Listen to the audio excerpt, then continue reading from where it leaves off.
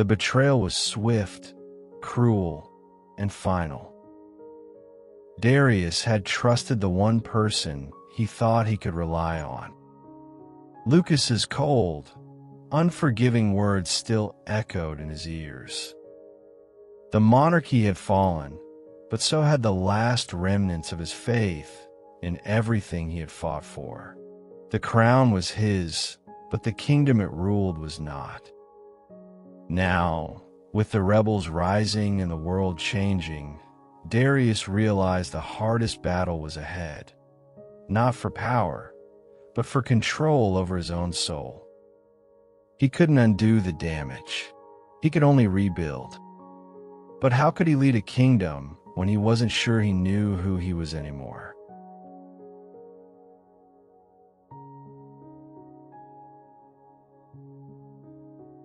Darius Carter's life began not in the grand halls of the palace, but in the quiet, sun-drenched village of Alverton.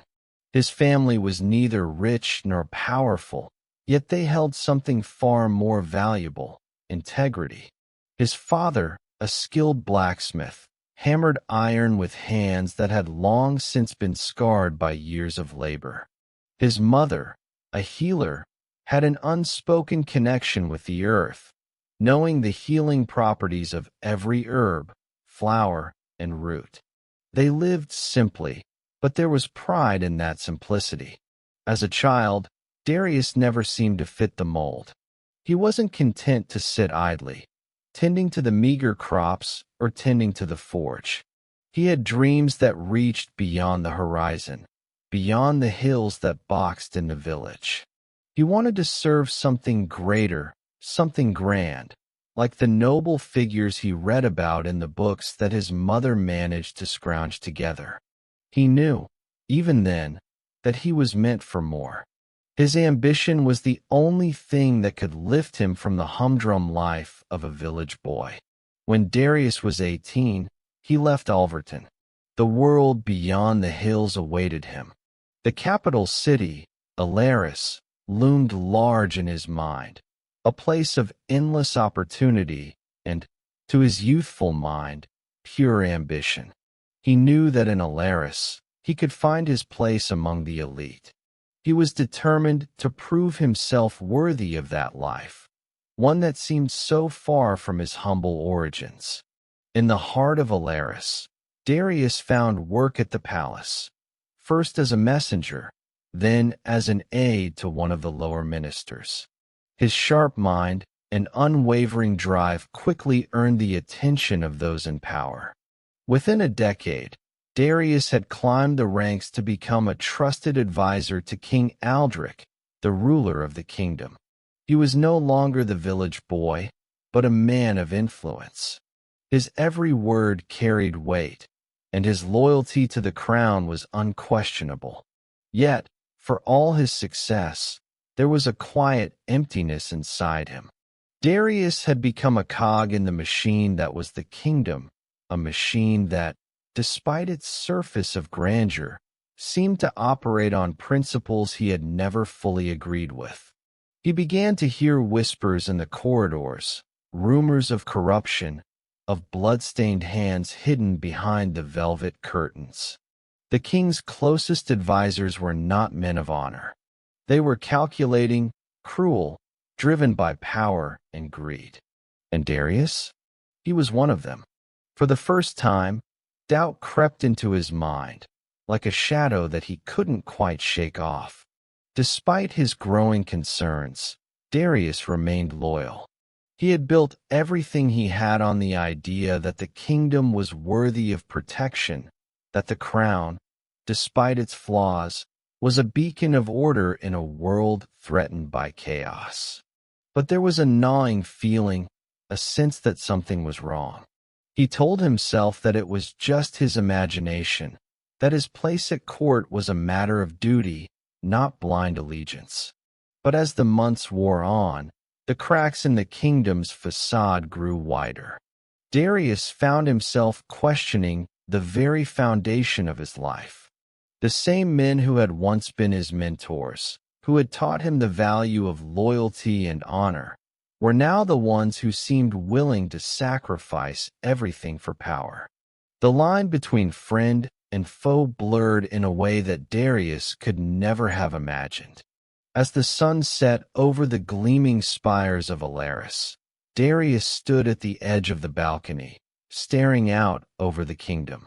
The city sprawled beneath him, unaware of the turmoil brewing within its walls. For a moment, he felt like an outsider, a spectator rather than a participant in the grand drama of court life. His fingers tightened around the railing, the cool iron grounding him to reality. He had made his choice long ago, but now, it felt like the choice was being made for him. Darius had always believed that the crown's strength came from the unity it commanded. The king's voice was law, and those who served the royal family did so with a sense of duty, as if it was a sacred bond. He had lived by this belief for years, always prioritizing the kingdom above all else, and slowly, he had risen to the point where his influence could rival the most trusted advisors. But as the days stretched on, the weight of his responsibilities began to crush him. The whispers that had once seemed so distant were now inescapable. It was late one evening when Darius stumbled upon something he wasn't meant to find. He had been in the palace archives for hours, going through forgotten royal documents, records of treaties, trade agreements, and ancient genealogies. As he sifted through the brittle pages of a particularly old ledger, something unusual caught his eye. A symbol, almost forgotten, was etched in the margins of one of the documents. It was a strange insignia, barely visible beneath years of dust, but unmistakably familiar. His heart skipped a beat. It was the mark of a secret society, one that had been rumored to exist for centuries, operating in the shadows, manipulating the royal family from behind the curtains. His pulse quickened. Darius knew he had to dig deeper, but fear gnawed at him. This was no idle gossip. This was real. The more he read, the more the pages revealed. He found accounts of covert meetings, of promises made in the dark, of deals struck in blood. The king's trusted inner circle was involved in a conspiracy that stretched back generations. It wasn't just about power, it was about control. There were names listed in the documents, individuals who Darius had worked with, people he had trusted, all implicated in a series of murders and disappearances that had been conveniently swept under the rug. The last page of the ledger contained a chilling detail. A list of people, some of whom were still alive, whose deaths had been orchestrated to further the society's hold over the kingdom. Darius's own name was on that list. His stomach twisted into knots. What was this? A warning? A mark of betrayal? His mind raced, trying to process the enormity of what he had uncovered. The kingdom he had once sworn to protect, the crown he had served faithfully, was built on a foundation of lies. The royal family wasn't merely a symbol of unity. It was the mask for something darker, something far more insidious. Darius didn't know whether to be angry or afraid. He felt both in equal measure. He spent the rest of the night poring over the documents, his thoughts a whirlwind. By dawn, he had come to a realization that would haunt him for the rest of his life. The king, his king, was not the protector of the kingdom. He was a puppet, controlled by forces far beyond his understanding. Darius had always thought of himself as loyal to the crown, but now he saw the truth. He had been part of the conspiracy all along, his every action feeding into a machine that had no interest in justice or peace, only in power. Darius's mind was set. He could no longer remain a servant to the kingdom that had once been his guiding light. The kingdom was rotten to its core, and he was its architect. If he wanted to make things right, if he wanted to tear down the walls of lies, he would have to become its enemy. The question now was, how far was he willing to go? What was he willing to sacrifice? As he left the archives that morning, the weight of his decision settled on his shoulders. There would be no turning back. The dangerous discovery he had made was only the beginning. Now, Darius Carter was not just an advisor. He was an enemy of the kingdom and of the life he had known. Darius's world had shifted. Everything he thought he understood about loyalty and duty had crumbled beneath the weight of the discovery he had uncovered in the archives. But even as the walls of his world began to close in around him, a new figure emerged, Kalya Montro. She was a woman whose presence seemed to fill every room she entered, her every word calculated, her gaze sharp and measured. She was like a shadow in the light, always watching, always calculating, never fully revealing herself. It had started innocently enough. Darius had met Kalya during a formal dinner held in the royal palace.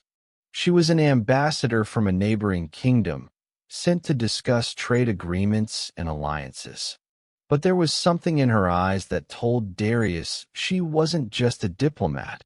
She was more than that. It was the way she held herself, with a quiet confidence that made others feel as if they were beneath her, even when she spoke kindly. There was a layer of secrecy about her, a veil that she wore expertly. As their meetings continued, Darius found himself intrigued. He had always been drawn to intelligence and wit, but with Kalya, it was something deeper.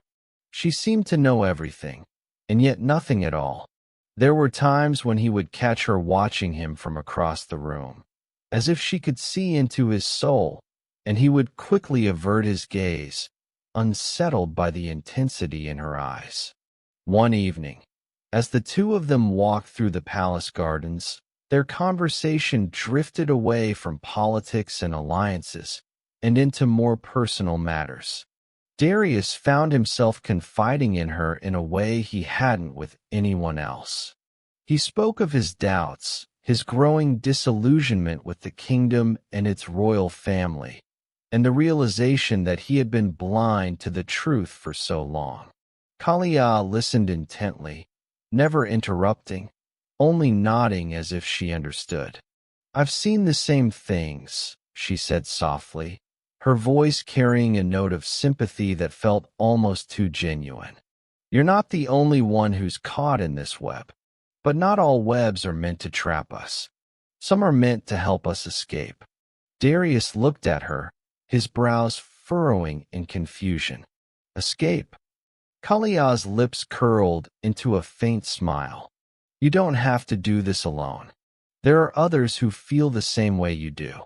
Those who want to see the kingdom freed from the hands that strangle it. You've already seen what the crown has become. But what will you do about it, Darius? Will you fight for it, or will you destroy it?"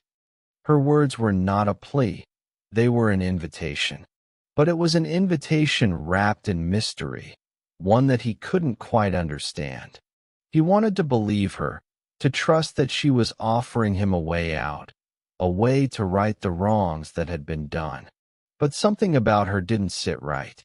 The way she spoke, the way she seemed to know his every thought before he even voiced it. It was as though she was playing a game he hadn't fully understood.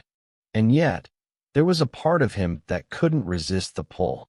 She had a hold on him, an influence that he couldn't deny. For the first time in months, he felt like someone saw him, truly saw him, not just as a pawn of the crown, but as a man who could make a difference. As they parted that evening, Kalya's final words lingered in his mind. "Remember, Darius, there are always two sides to every war, and sometimes the true enemy is the one you least expect." He had no idea what she meant, but he knew one thing for certain. She was hiding something.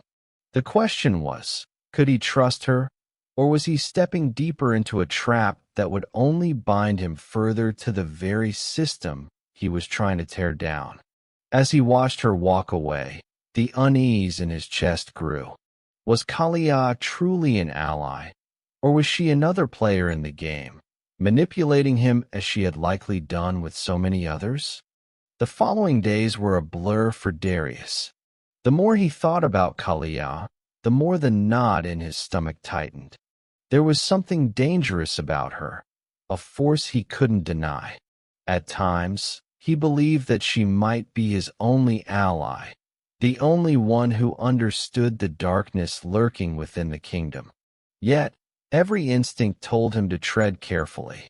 Every time their paths crossed, he couldn't shake the feeling that she was leading him somewhere he wasn't sure he wanted to go. It was late one night when Darius decided to confront her.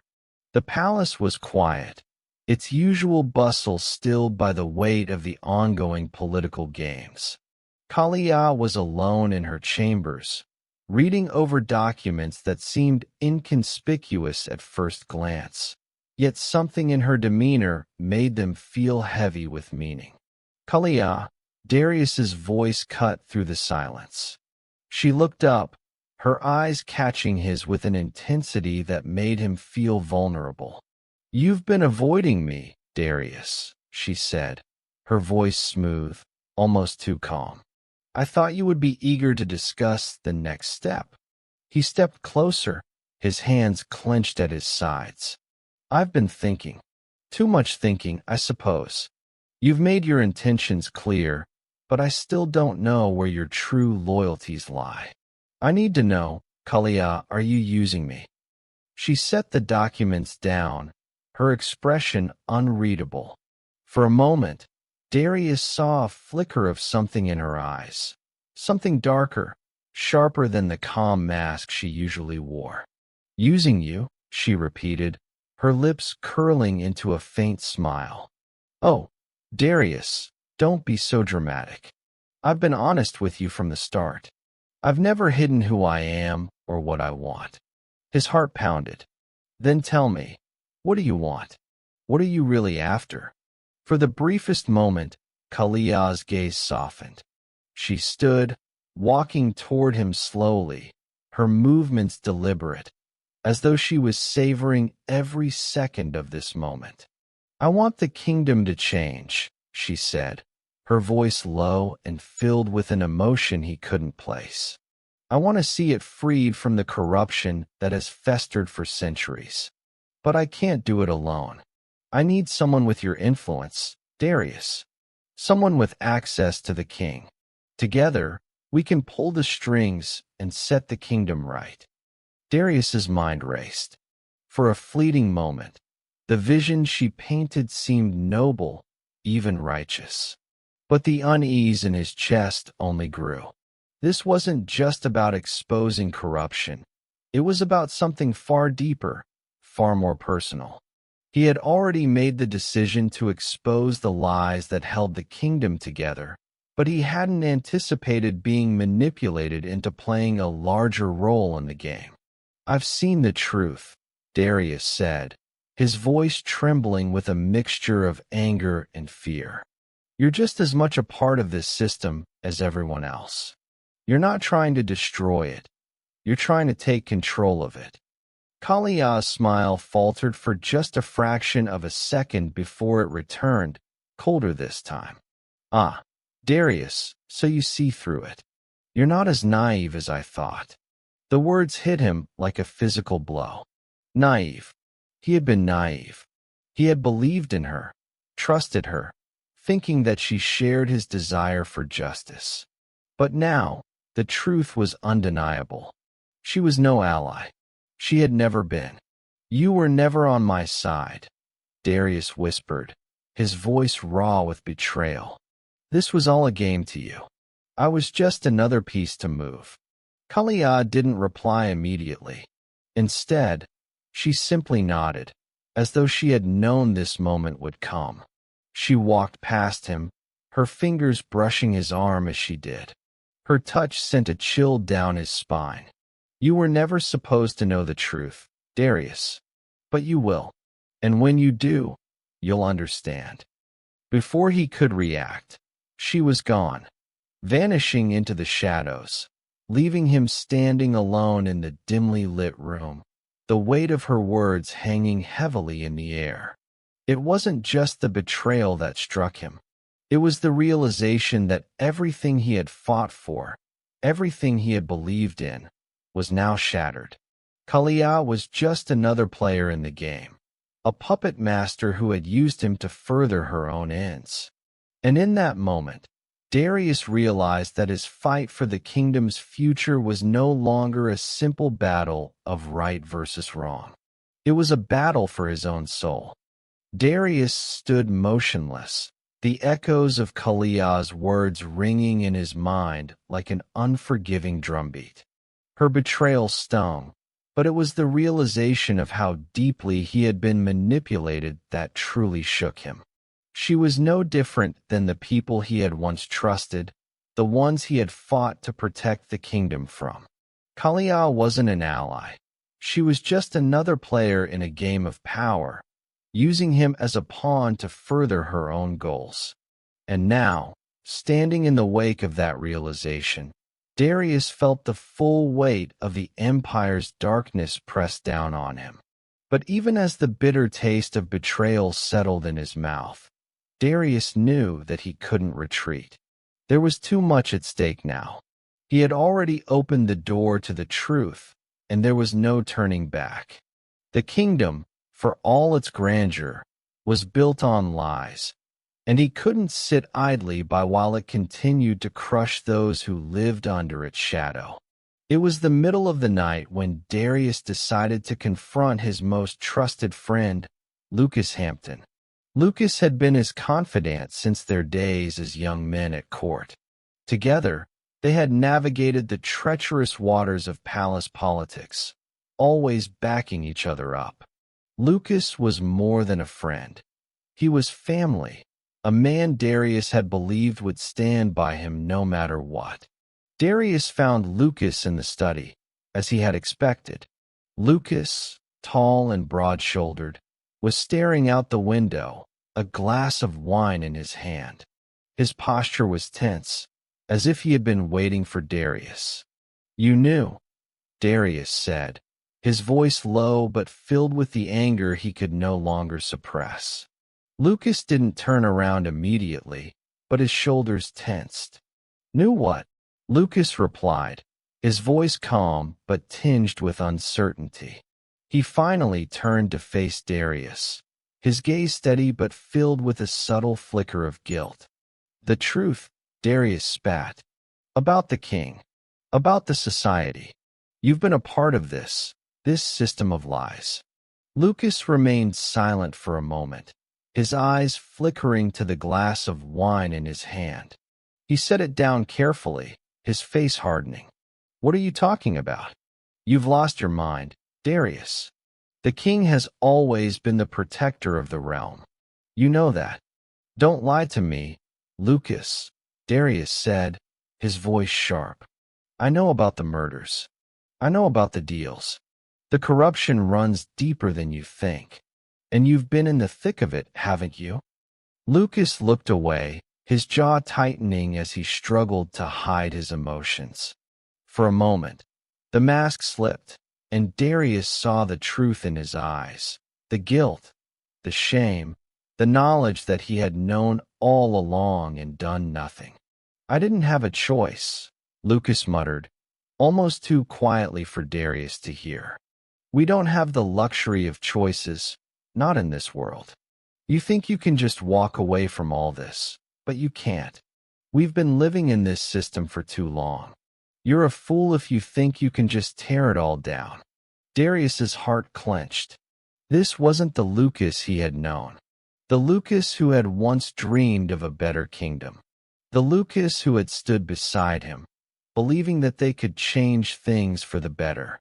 "You sold your soul, Lucas," Darius whispered, the pain in his chest almost unbearable. "You sold it all for power, for comfort. And now, because of your silence, people are dying." Lucas's face hardened, his eyes narrowing with cold resolve. I didn't sell anything, Darius. I did what I had to do to survive. This kingdom was never going to change. If we didn't play the game, someone else would. That's how it works. Darius felt the anger rise within him, hot and bitter, but it wasn't just anger anymore. It was a mixture of heartbreak, betrayal, and regret. He had been blind. He had been naive to believe that Lucas, his closest ally, was any different from the rest of them. I thought you were my friend, Darius said quietly, his voice trembling. But I was wrong. Without another word, he turned on his heel and stormed out of the study. Behind him, Lucas didn't try to stop him. He didn't even call out. There was nothing left to say. The friend Darius had trusted, the one who had been with him through everything, was now just another enemy. A traitor. And that realization cut deeper than anything else. Darius stood alone in the dark hallway, his breath ragged, the weight of the world on his shoulders. The kingdom he had once believed in, the people he had trusted, they were all part of the same machine, a machine built on lies, blood, and betrayal. The truth was undeniable now. If he wanted to destroy the system, he would have to fight everyone, even those he once called friends. The darkness of the night seemed to weigh heavier on Darius than ever before. He had lost Lucas, the man who had been his ally, his closest confidant.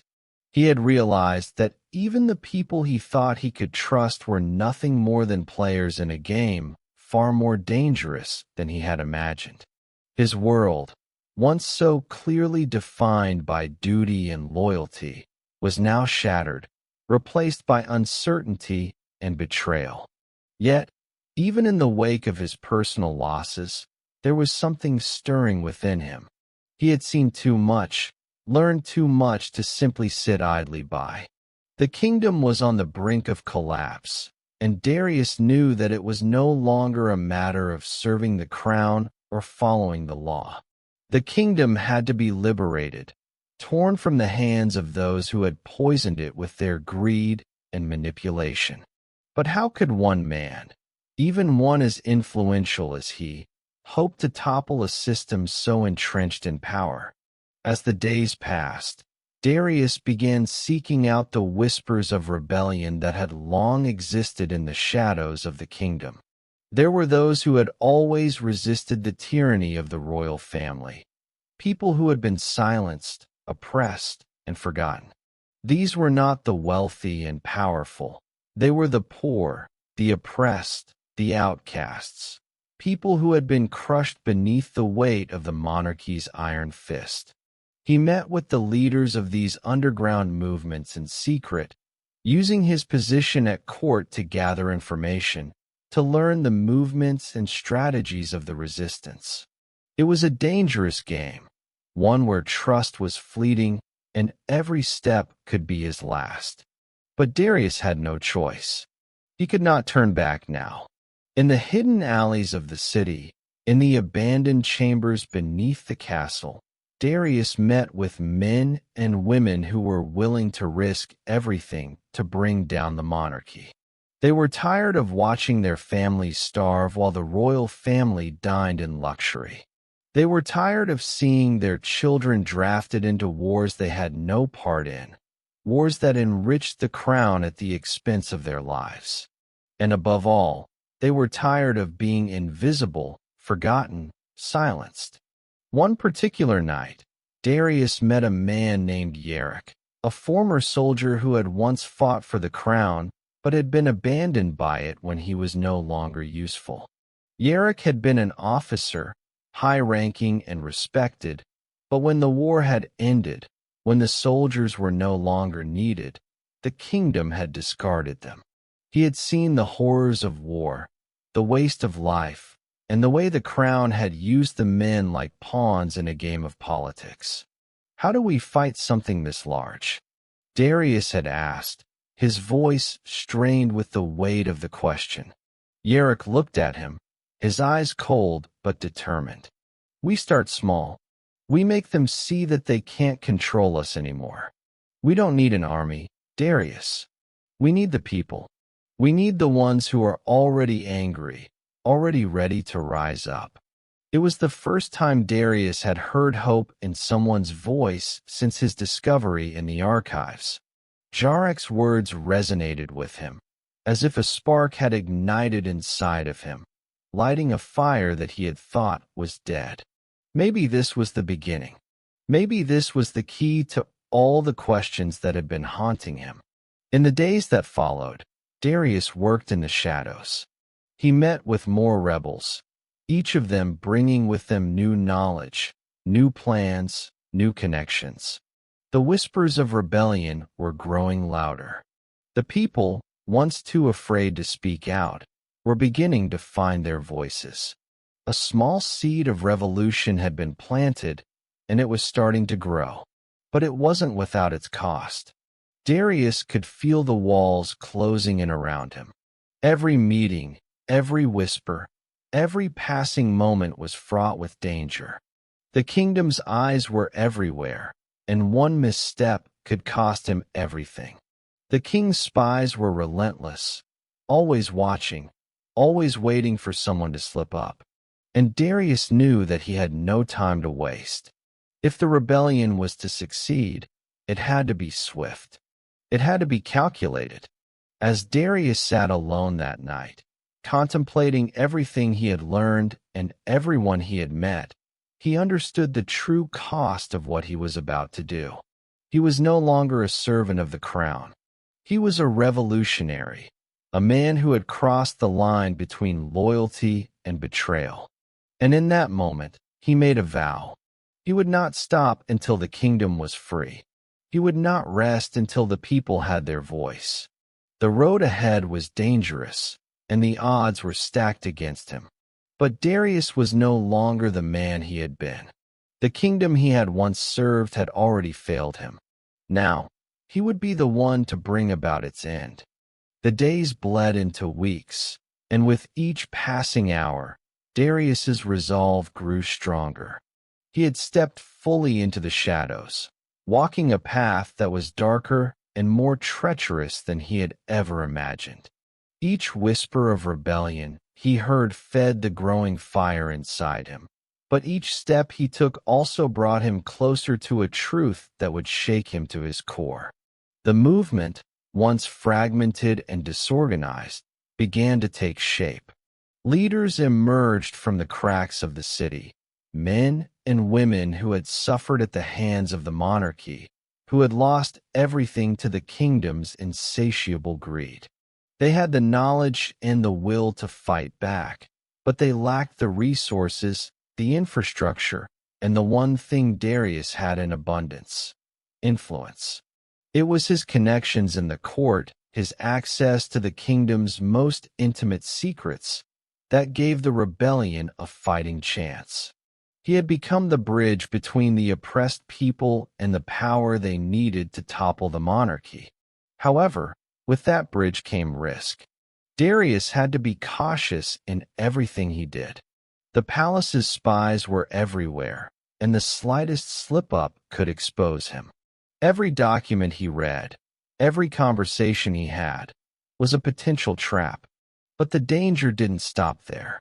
As Darius dug deeper into the conspiracy that had tainted the very heart of the kingdom, he began to uncover something far worse than he could have imagined. It wasn't just the royal family. It wasn't just the nobles and advisors who had blood on their hands. There was something more insidious, something far more ingrained in the kingdom's foundations. The monarchy's corruption was only the surface. Beneath it, buried in the kingdom's history, lay a far darker secret. The deeper Darius delved, the more he uncovered about the ancient practices that had allowed the crown to maintain its power for centuries. The royal family was not just a symbol of strength and unity. They were the keepers of an ancient, forbidden power. A power that was tied to the land itself, to the very bloodline that had ruled for generations. It wasn't simply a political dynasty. It was a blood cult, one that had made unholy pacts with dark forces to secure their reign. The king's advisors, the nobles, even the soldiers, they were all complicit in this ritualistic system. Darius's hands shook as he flipped through the old tomes he had unearthed from the deepest vaults of the palace. The more he read, the more his stomach turned. The royal family's secrets weren't just political, they were supernatural. The sacrifices, the rituals, the blood that had been spilled in the name of preserving their power. It was a legacy of violence, deception, and madness. And Darius, with all his loyalty to the crown, had been a part of it. But there was more. Hidden among the records, Darius found references to something even darker, something that had been kept from the public for centuries.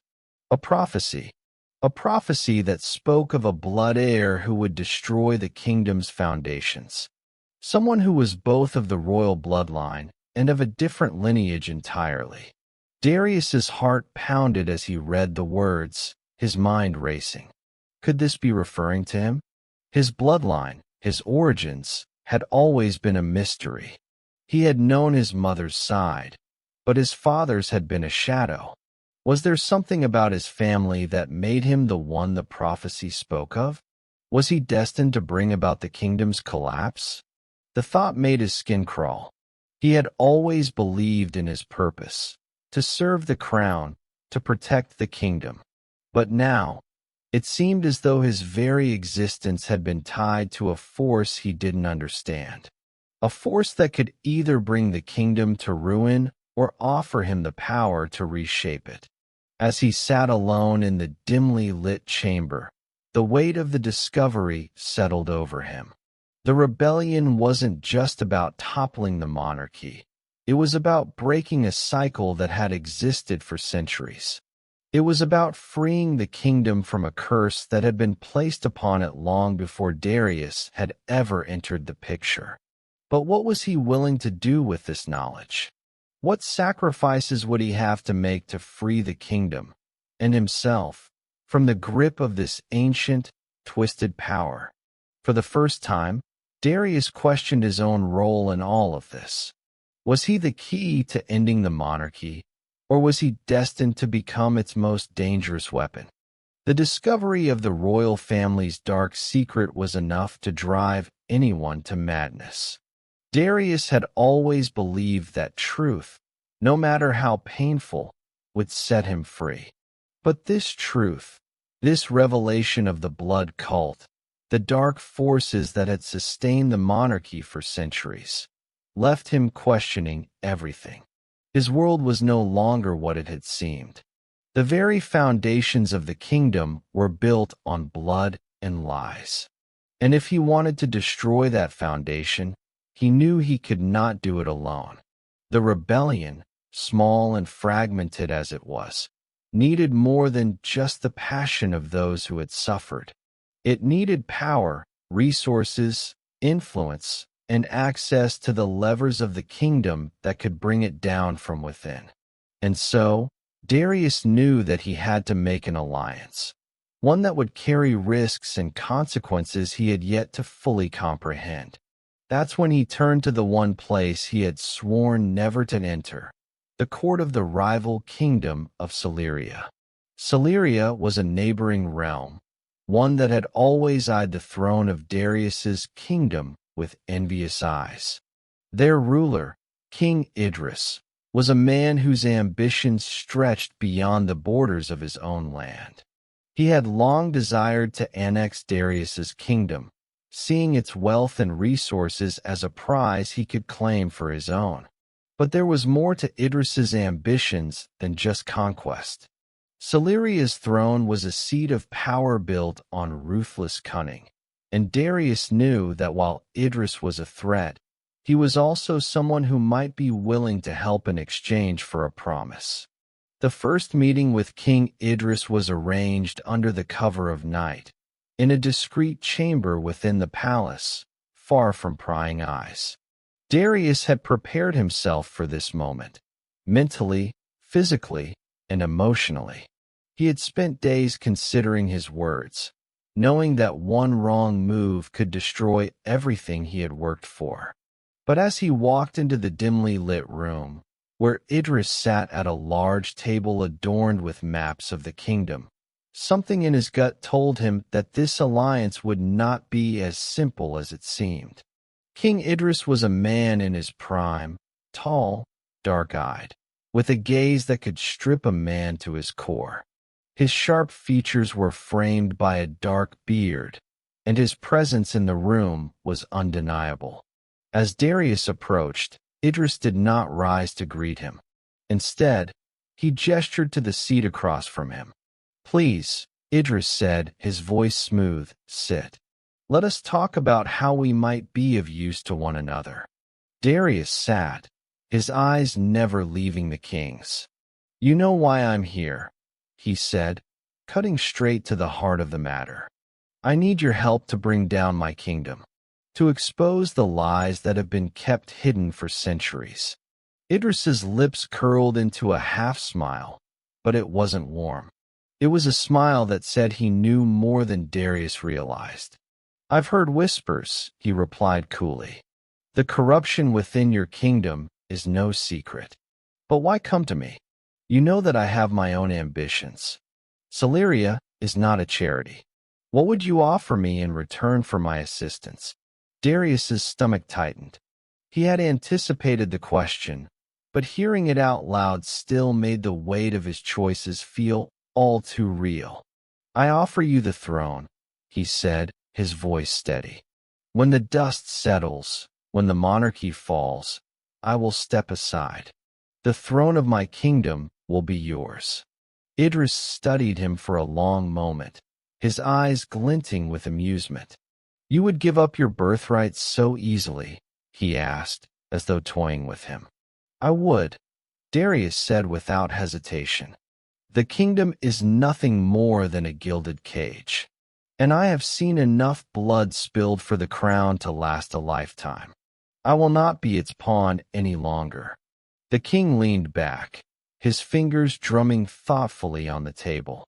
"And what makes you think I will keep my word? What assurance do you have that once you've handed me the throne, I won't simply dispose of you?" Darius met his gaze without flinching. "Because you need me," he said quietly.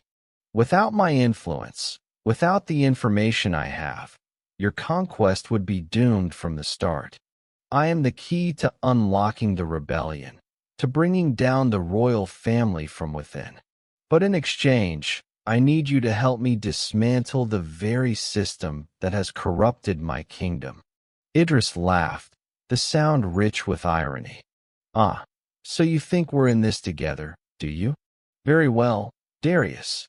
I will help you bring your kingdom to its knees. But make no mistake, you and I are not equals in this. I will take what I am owed." Darius nodded, his heart sinking with the weight of the promise he had just made. "I understand." The deal was struck. Darius had made his alliance with Idris, but as the king's words echoed in his mind, the true cost of this pact began to settle in. The enemy he had once sworn to fight had now become his ally. But at what price? How long could he trust a man whose ambitions stretched as far as his own kingdom?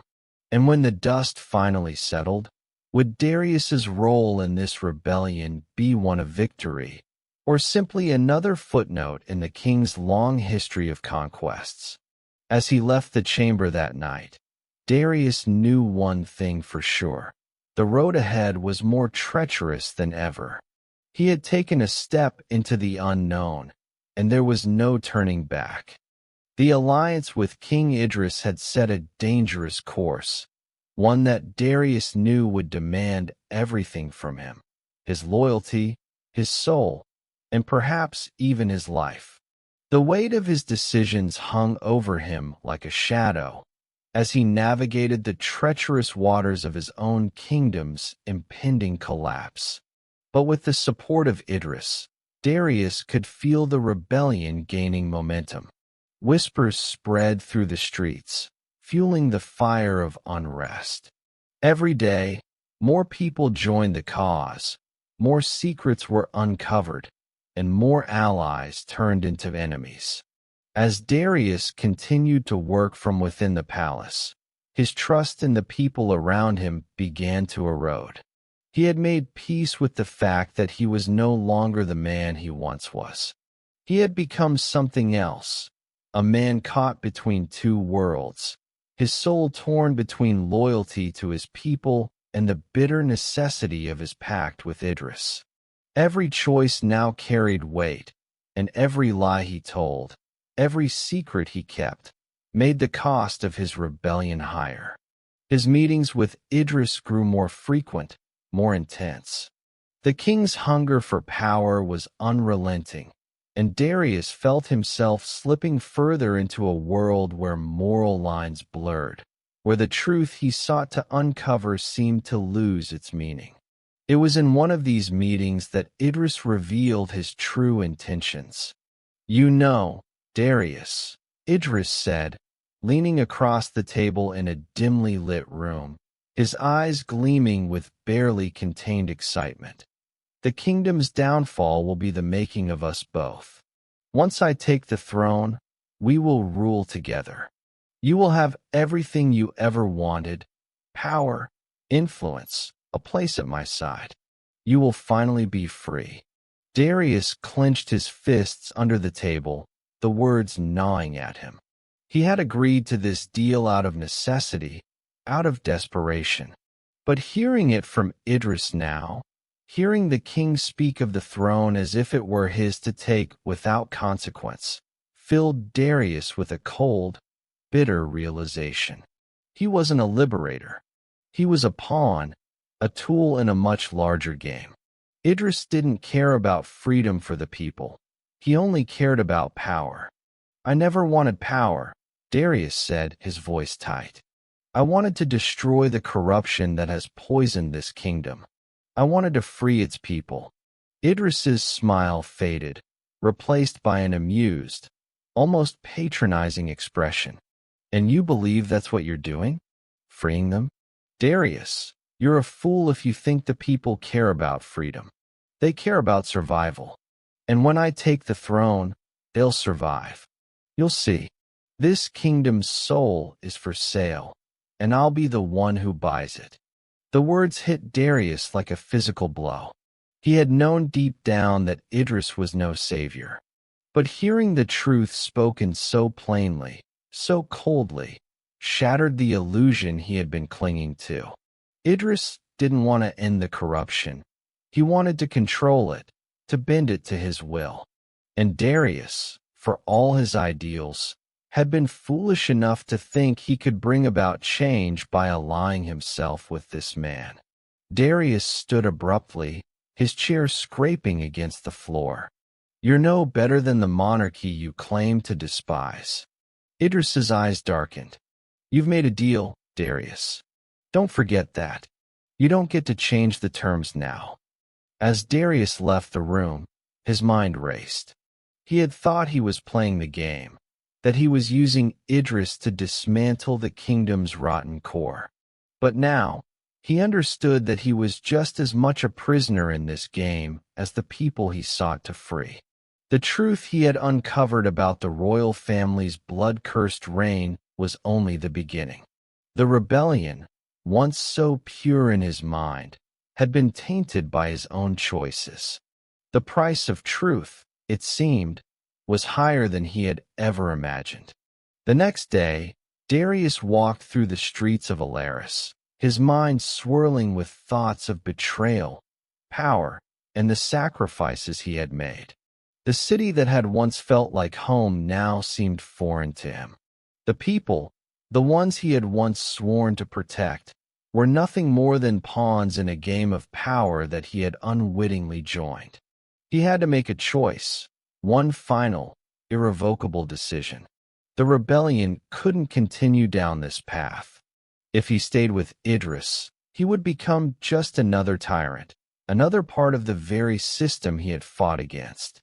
But if he turned on the king, if he tried to free the kingdom on his own, He would have to face the full might of both Idris's forces and the remnants of the royal family. The kingdom was in chaos.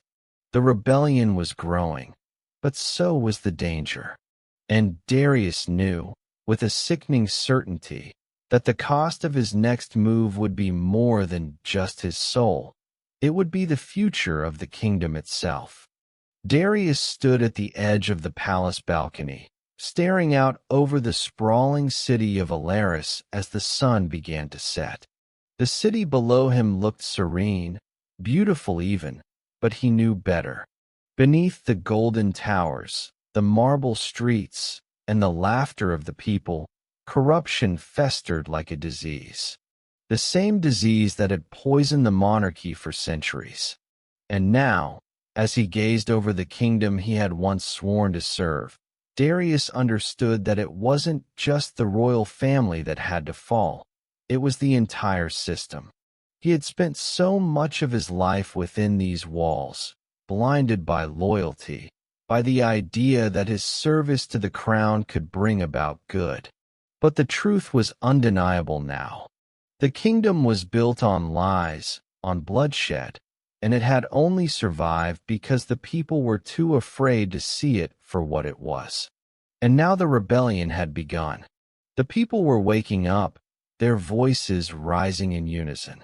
They had nothing left to lose, and Darius, for all his faults, had become the symbol of their hope for change.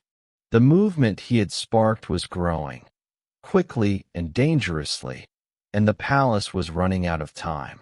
Tonight, he whispered to himself, his voice barely audible over the wind. It ends tonight. The plan had been in motion for weeks. The underground rebellion, the allies he had made in secret, and the information he had gathered all pointed to this moment. They had all agreed. The monarchy must fall, and it must fall now. The royal family, the heart of the kingdom's corruption, had to be exposed for what they were. No more secrets. No more lies. The people would know the truth. But there was a cost. A heavy one. Darius had known this moment would come.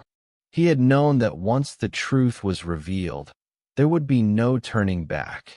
He had already sacrificed his loyalty, his innocence, and his trust in those he had once called friends. Now, he was about to sacrifice the last piece of his former self. His role in this rebellion, in this fight for freedom, had become the ultimate betrayal of everything he once believed in. But it was a betrayal he had to make. The kingdom was too far gone for anything else. The rebellion's leaders had gathered in secret to finalize their plans, and now it was time. Darius could feel the weight of the decision pressing down on him. He had made his pact with Idris, but the man's thirst for power had only grown, and now Darius could see what he had known all along. Idris was no different from the monarchy he sought to overthrow. He wanted the same thing, control. Darius couldn't let that happen. He strode through the darkened halls of the palace, moving with purpose and urgency. The guards were few tonight. Most had been called to the city gates to deal with the growing unrest. That worked in his favor. As he passed the royal chambers, he couldn't help but feel the weight of what he was about to do.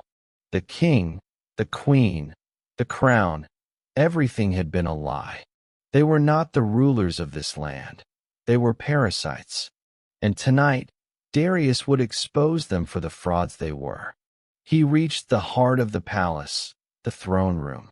Inside, King Aldrich sat on his throne, surrounded by his closest advisors.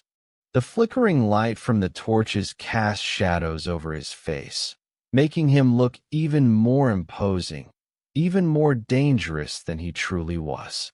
But tonight, the king was unaware of the storm that was about to break over him. Darius entered without hesitation, his steps echoing loudly on the cold stone floor.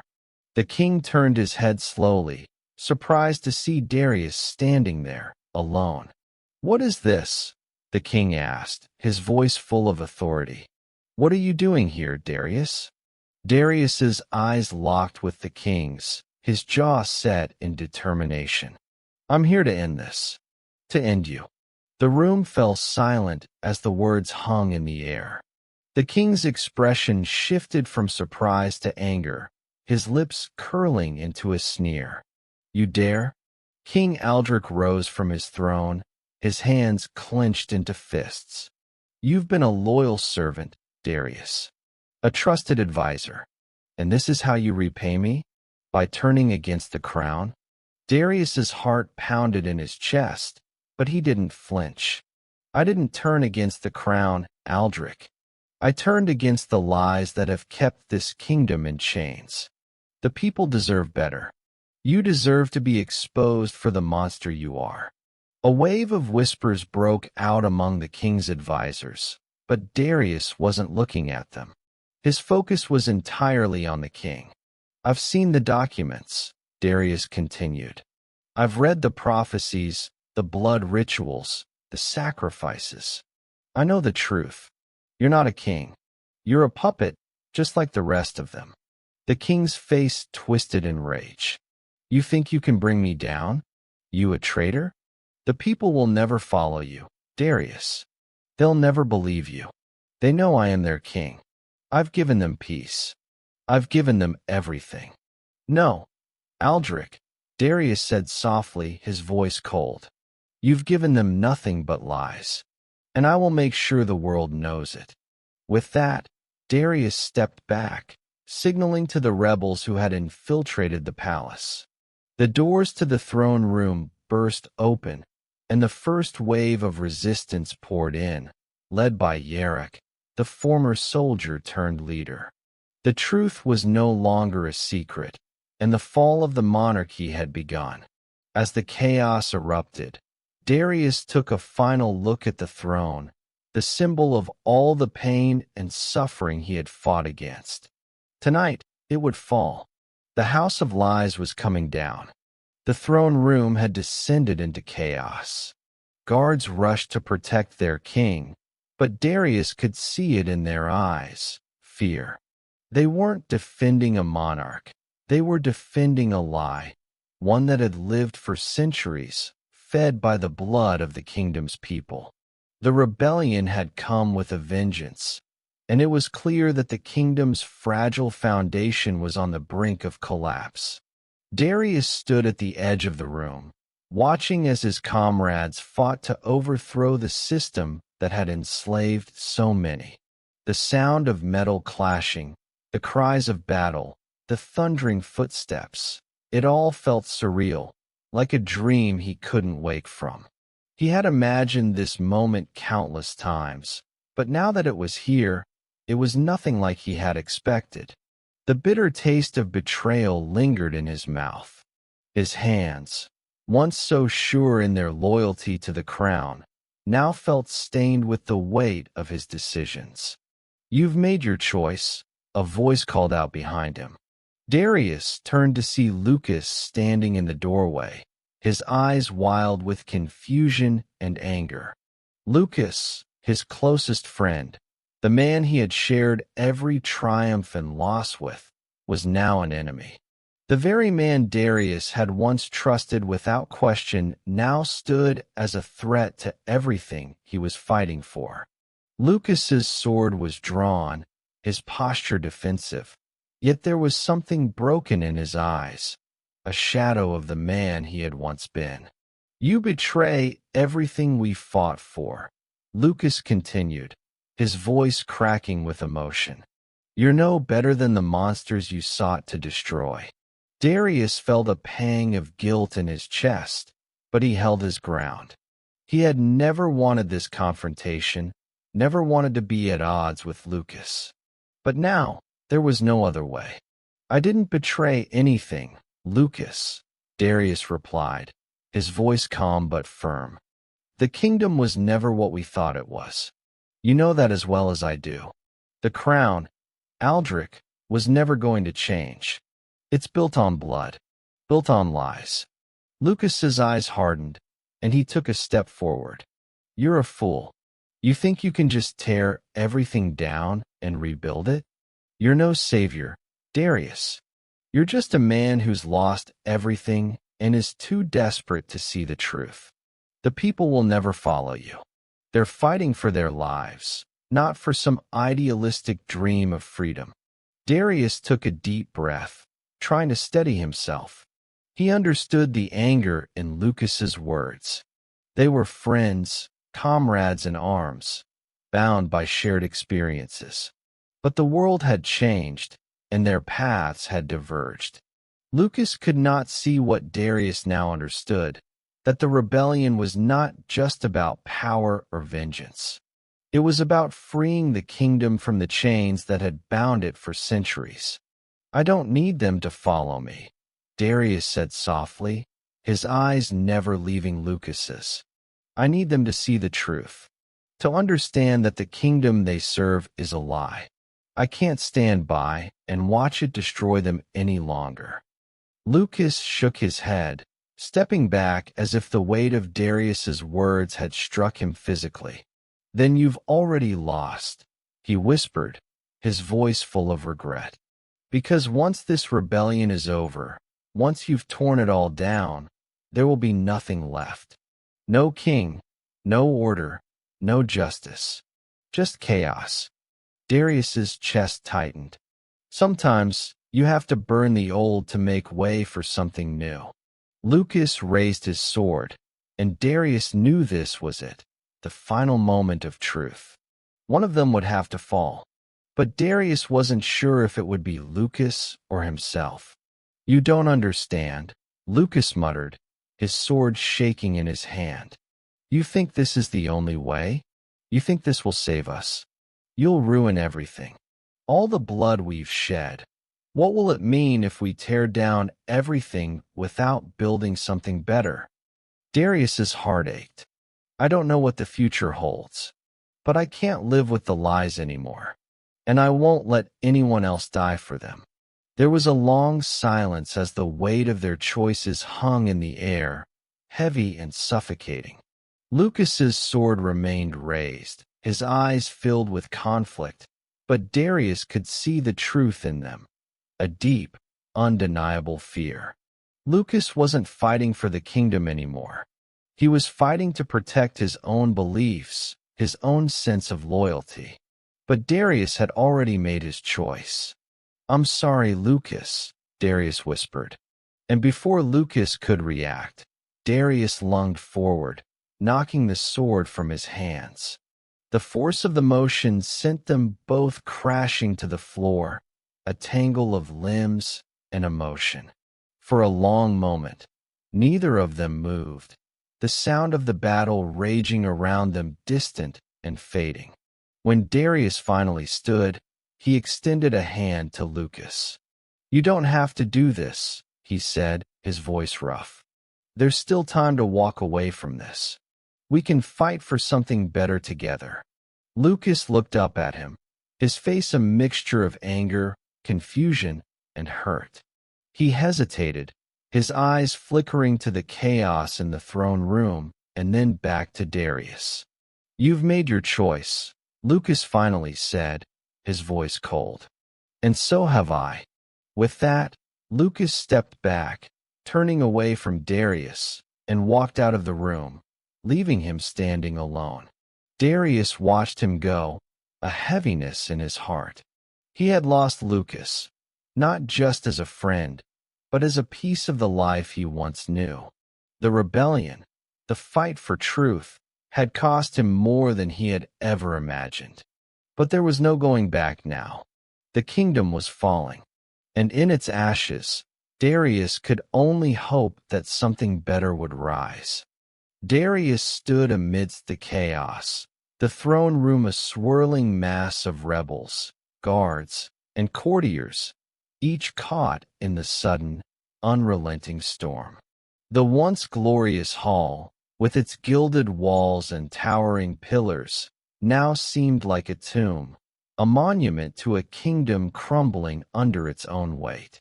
The last remnants of the royal court fought desperately to hold on to what little power they had left, but it was clear that the end had come. Darius had known this moment would come, but facing it head-on was a different matter altogether. His breath came in sharp, controlled bursts as he made his way through the crowd, pushing past the fallen bodies and the sounds of clashing swords. In the center of it all, the king's advisors had taken their positions, desperate to maintain order. But Darius saw their fear not of death, but of losing control. They had lived in the shadows of power for so long that the thought of a world without it was incomprehensible. But Darius wasn't fighting for control. He wasn't fighting to become the next ruler of this shattered kingdom. No, his fight had always been about freedom, about exposing the lies that had kept the people enslaved. He had become a weapon, a tool in the hands of the rebellion, and he knew that there was no turning back. Not now. Not when the heart of the kingdom lay in ruins. He made his way to the throne, his eyes locking onto the massive chair at the center of the room. The golden throne, where King Aldrich had sat for so many years, now seemed like a hollow symbol of everything that had gone wrong. It was a chair that had never belonged to the people. It had always been a throne of lies. Behind him, he could hear the steady beat of the rebels pushing forward, fighting for a new future, but there was a finality in the air.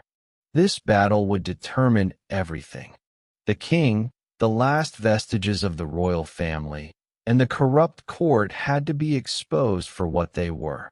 Parasites feeding off the suffering of the people. There was no place for them in this new world. Darius. The voice cut through the noise like a blade, and Darius froze. He knew that voice. It was the one person who had once stood beside him, who had been with him through thick and thin, and whose betrayal still stung like a wound he couldn't heal. Lucas. Darius turned slowly, and there stood Lucas, bloodied, his face a mask of bitterness. Yet there was something in his eyes, something that still spoke of the man Darius had once called a brother. "You've done it," Lucas said quietly, his voice thick with emotion. "You've brought it all down. And for what?" Darius didn't speak at first. He simply looked at Lucas, seeing not the enemy, but the friend who had once fought by his side. The man who had once believed in the same cause, before the weight of loyalty had dragged him under. "You don't understand, Lucas," Darius said, his voice quiet but firm. "This wasn't about power. It was never about that. The kingdom, the monarchy, it was built on lies. We can't keep living like this." Lucas shook his head, his eyes narrowing with a mix of frustration and sorrow. "You think tearing everything down will fix it? You think exposing the lies will somehow make the people free? It's not that simple, Darius. You can't just destroy everything and expect something better to rise from the ashes." "I don't know what will rise, Lucas," Darius replied, his voice hardening. "But I know that if we don't end this now, if we don't fight for something better, we'll keep going around in circles. The people will keep suffering, and nothing will ever change. We can't keep serving the same lies." Lucas stepped forward, his hand outstretched as if trying to reach the man Darius once was. "And what about us? What about everything we fought for? You think the rebellion will give us a better life? You think King Idris, or anyone else, will care for the people? You're just trading one master for another." Darius's heart ached as Lucas's words hit home. Could Lucas be right? Was the rebellion simply replacing one set of chains with another? Could Darius be leading the people into a world where they would simply trade one tyranny for another? "I don't know, Lucas," Darius admitted, his voice breaking. "But I have to try. I can't stand by and watch this kingdom burn while the same men and women who destroyed it stay in power." Lucas's expression faltered, and for a moment, Darius saw a flicker of the man he had once called a friend, the man who had believed in the possibility of a better world. But it was gone as quickly as it appeared, replaced by the cold resolve that had taken root in Lucas's heart. "You've made your choice," Lucas said finally, his voice low and resigned. "And so have I."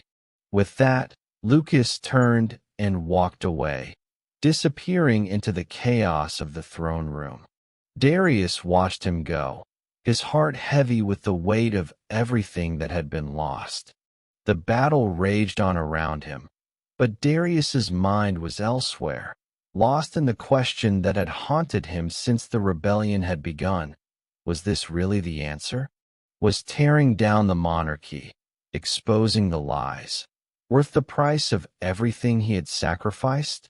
But as he looked out over the fallen throne, the shattered symbols of the kingdom's once unshakable power, Darius knew that there was no turning back. The heart of the kingdom had been exposed for what it was. Now, the only thing left to do was rebuild.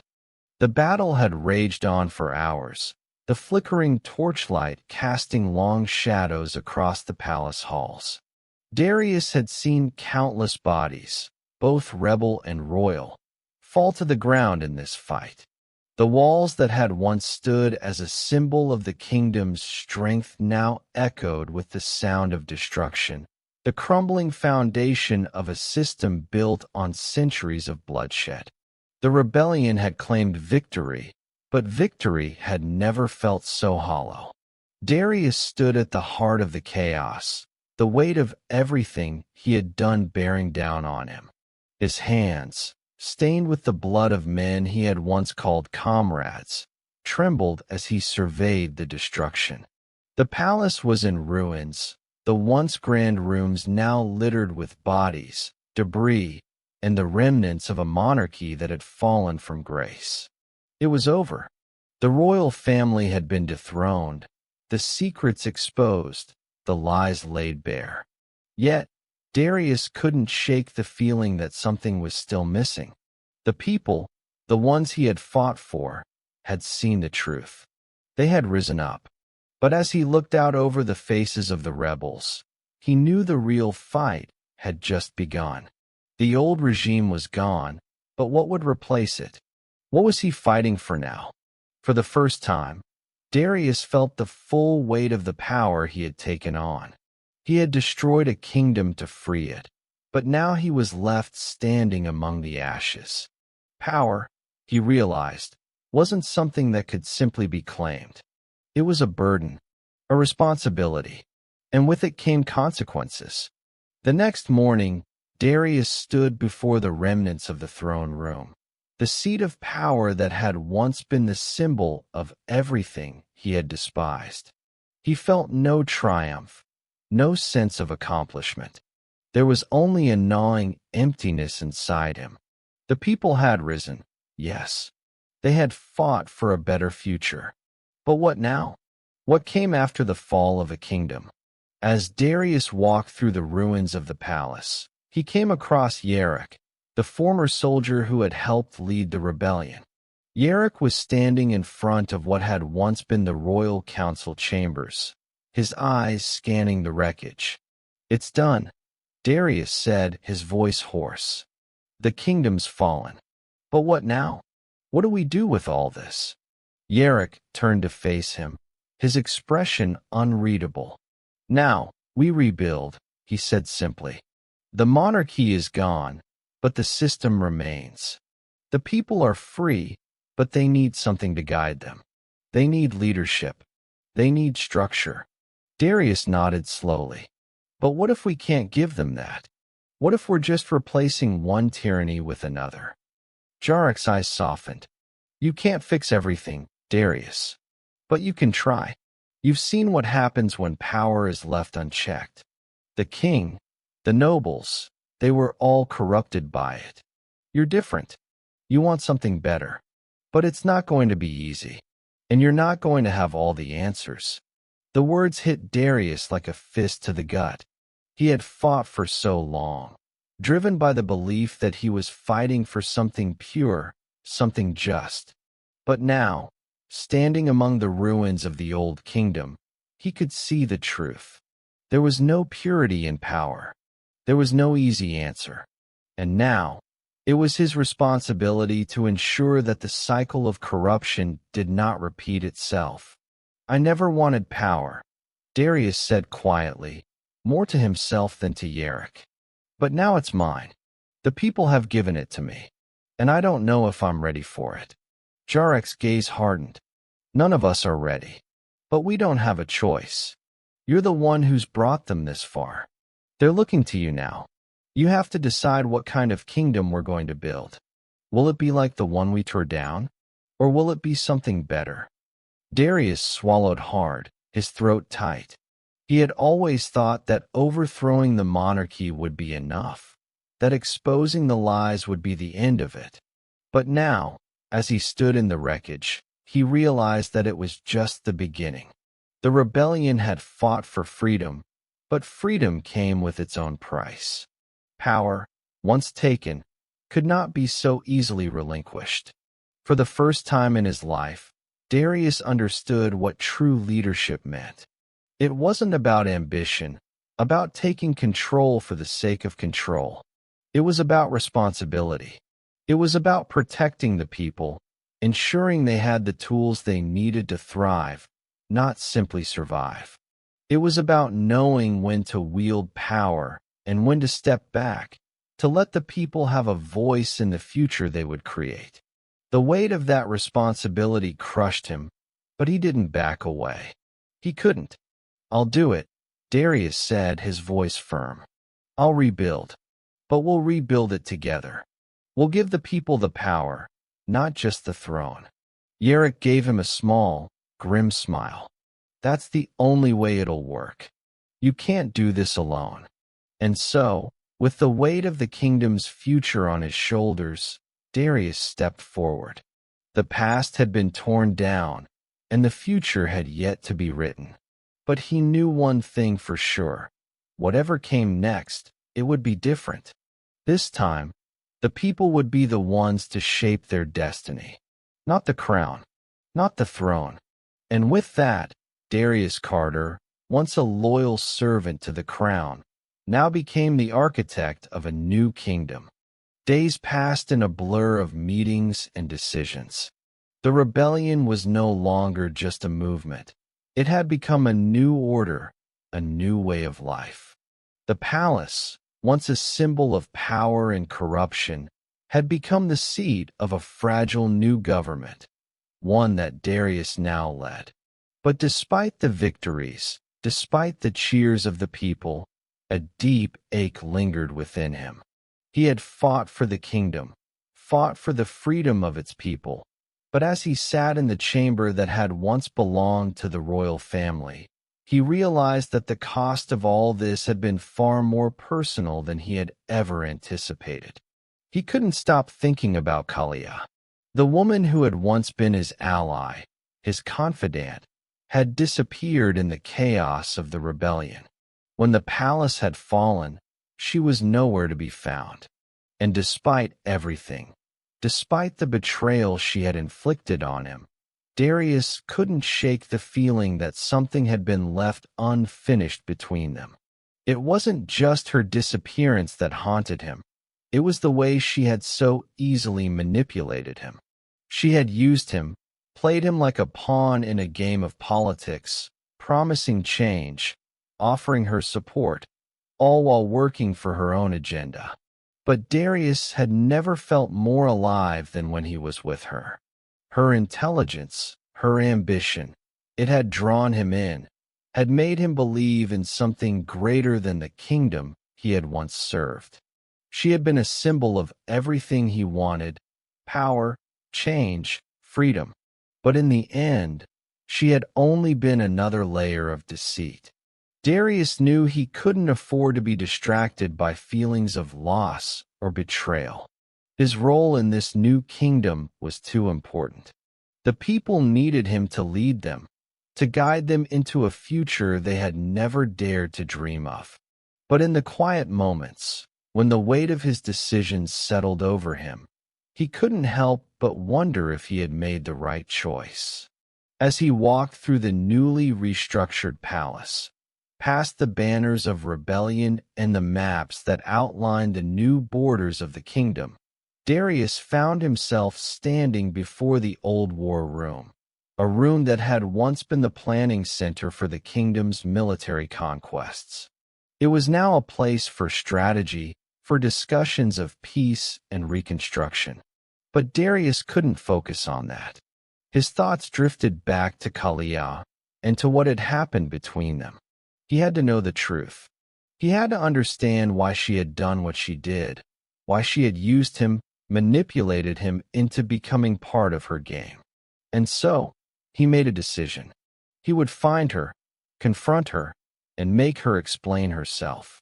He had to know if there had ever been anything real between them, or if she had simply been another tool for her own ambition. The hours stretched into days, but finally, he received word. Kalya had been spotted in the outskirts of the city, in a rundown tavern that catered to the less reputable folk. Darius, without hesitation, gathered a small group of guards and set off. He had no illusions about what he would find.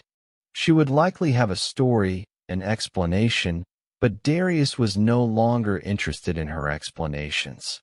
He just needed to see her, to look into her eyes one last time. As the tavern doors creaked open, the air inside was thick with smoke, the low murmur of conversations drifting in the dimly lit room. Darius scanned the crowd, his heart pounding with a mixture of dread and anticipation.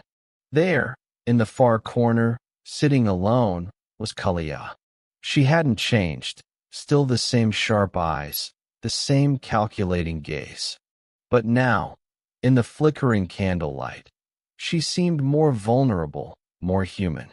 She looked up as Darius approached, her expression unreadable. There was no fear in her eyes, only a deep, resigned understanding. She knew why he had come. "Darius," she said quietly, her voice still as smooth as it had been in their earlier meetings. "I thought you would find me eventually." "Why, Kalya?" Darius asked, his voice strained. "Why did you betray me? Why did you use me?" She sighed, her fingers tracing the rim of her glass. "I didn't want to," she said softly. "But you were the key, Darius. You were the one who could bring it all down. You were the one who believed in something greater than yourself. You were the one I needed. And I couldn't risk losing that. Risk losing it." Darius's voice cracked with frustration. "You used me. You lied to me. All of it was a game for you." Kalya's eyes softened, and for a brief moment, Darius saw something he hadn't expected: remorse. "I never meant for it to be like this.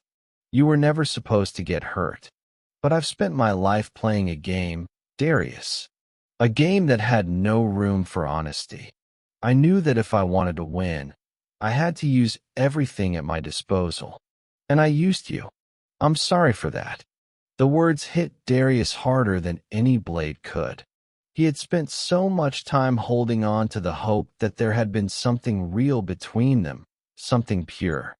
But now he saw her for who she truly was, a woman driven by her own ambitions, willing to sacrifice anyone and anything to achieve her goals. "Why now?" Darius asked, his voice quiet. "Why tell me this now?" "Because I'm not the enemy anymore, Darius," she said, her voice softening. "The rebellion, the kingdom, it's bigger than both of us. And I'm not the one who will stop you from rebuilding. I just wanted you to understand that there was a part of me that believed in you, even if I couldn't admit it." Darius stood there for a long moment, staring at her, trying to process the torrent of emotions that had risen within him. Betrayal, anger, disappointment. But beneath it all, something else. A part of him understood her. Perhaps, in another life, they could have been allies. Perhaps even something more. But that life was gone now. I don't know who you are anymore, Kalya, he said quietly, and I don't think I ever will. With that, he turned and walked away, leaving the woman he had once trusted and loved behind, wondering if he could ever trust anyone again. Darius had spent days in reflection after his encounter with Kalya. The weight of everything he had sacrificed, everything he had lost, hung over him like a suffocating fog. The rebellion was succeeding. Yes, but at what cost? The people were rising, their voices louder than ever, demanding a new world, a new order. But as the tide of change swept through the kingdom, Darius found himself wondering if he had really achieved anything at all. His heart had been torn, and the scars of betrayal, both from Kalya and Lucas, were still fresh. He had believed in the dream of freedom, but now that it was within reach, he wondered if he could even trust the very people he had fought so hard to protect. Was he any different from the tyrants he had overthrown? Had he become the very thing he had despised? The sounds of the city outside the palace walls were deafening. The rebellion had spread far and wide, but Darius knew that its true test had not yet come. It wasn't enough to expose the lies of the monarchy. The real battle was about to begin, the battle for control of the kingdom. There would be no turning back once the final confrontation occurred. Whoever would rise to lead would shape the future of the kingdom. But Darius wasn't the only one with designs on the throne. He had suspected it for days, but now the truth was undeniable. Idris had been playing his own game all along. The king of Celeria, once an ally in the rebellion, had never truly cared about freeing the kingdom. All Idris had cared about was taking control of it, replacing one crown with another. Darius had been a fool. He had trusted Idris, had believed that his alliance with the king of Celeria would help bring down the monarchy. But now, with every passing moment, it became clear Idris was no liberator. He was just another would-be dictator, ready to seize the throne for himself. And so, Darius knew what had to be done. The rebellion, for all its victories, had been built on a series of lies. The final piece of the puzzle had fallen into place, and now, it was time for him to face the man who had manipulated him.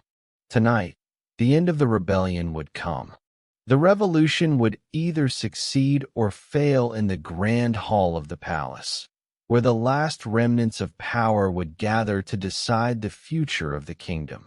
Darius entered the council room alone, the heavy wooden doors closing behind him with a resounding thud.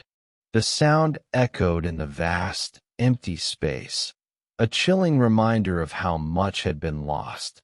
Idris stood at the far end of the room, a quiet smile on his face as he turned to face Darius. "Well, Darius," Idris said, his voice calm but filled with hidden menace. "I knew you would come. I've been expecting this." "You knew?" Darius's voice was tight, barely concealing the anger that had built within him. "You knew from the beginning, didn't you? You used me, just like the royal family used me. You never cared about freedom. You only cared about taking what was never yours." Idris's smile deepened, and he took a step forward, his posture relaxed, almost mocking. "And you, Darius, are just another pawn in this game. You were never meant to lead. You were always just a means to an end." Darius felt his blood boil, the rage rising within him as he took a step closer. "I'm done being your pawn, Idris. This kingdom doesn't belong to you. It never did, and it never will." Idris chuckled softly, the sound eerily calm in the tense silence. "You truly believe that, don't you? The people are desperate, Darius. They'll follow anyone who promises them freedom. And when you're gone, they'll follow me. I've already won." Darius's hand clenched into a fist, the truth of Idris's words sinking in. The rebellion had fought for freedom, but freedom came at a steep price. Now, it seemed that no matter how far he had come, the true enemy was still standing in front of him. The rebellion's success had been built on a house of cards. One wrong move, and it would all come crashing down. "No, Idris," Darius said, his voice steady now, despite the storm that raged inside him. "The kingdom belongs to the people, not you, not me. And I will fight to make sure they know that." Without another word, Darius drew his sword, the blade flashing in the dim light of the room. Idris's eyes flickered with amusement, but there was a hardness behind them now, a recognition that this confrontation could not be avoided. He drew his own weapon, the sleek steel gleaming as he raised it to meet Darius's.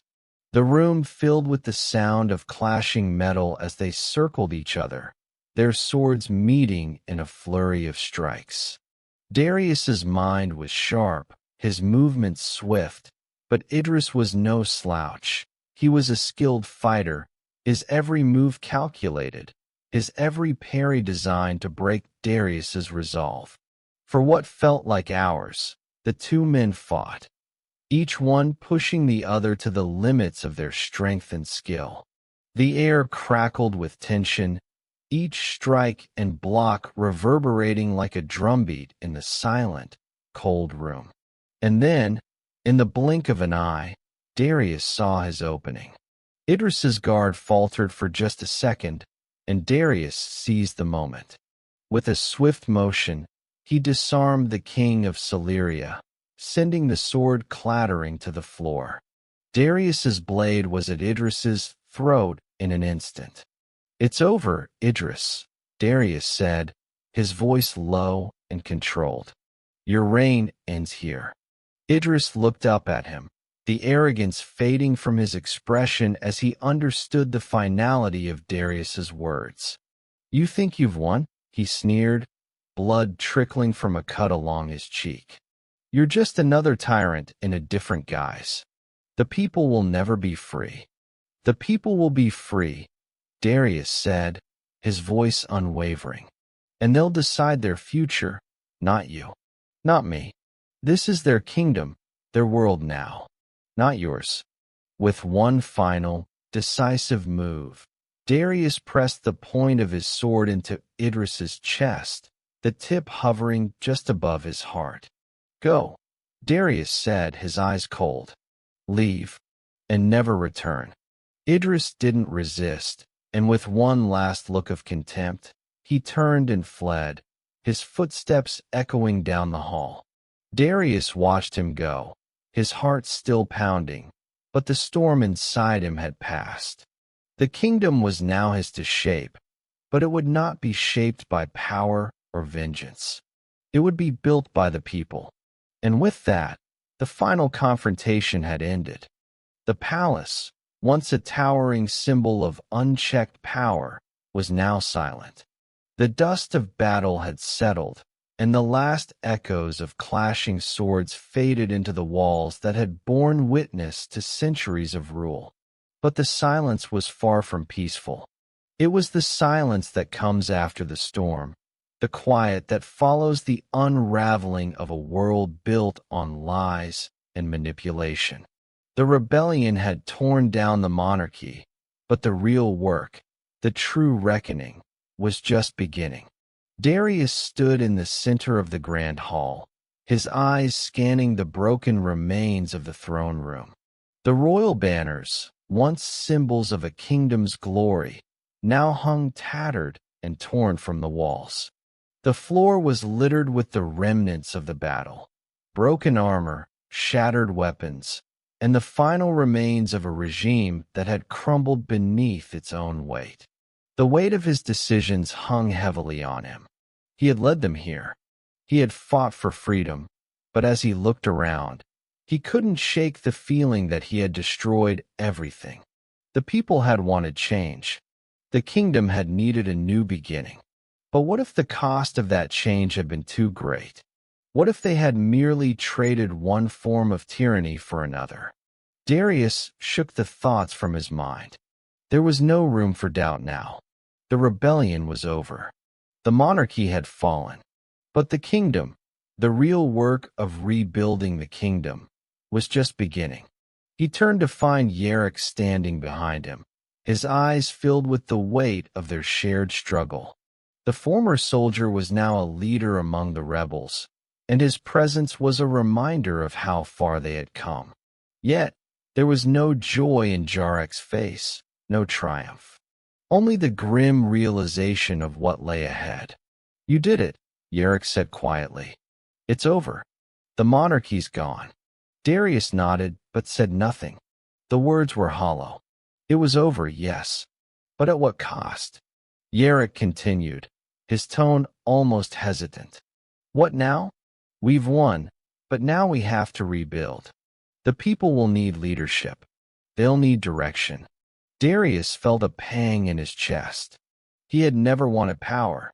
He had never wanted to be the one to decide the fate of the kingdom.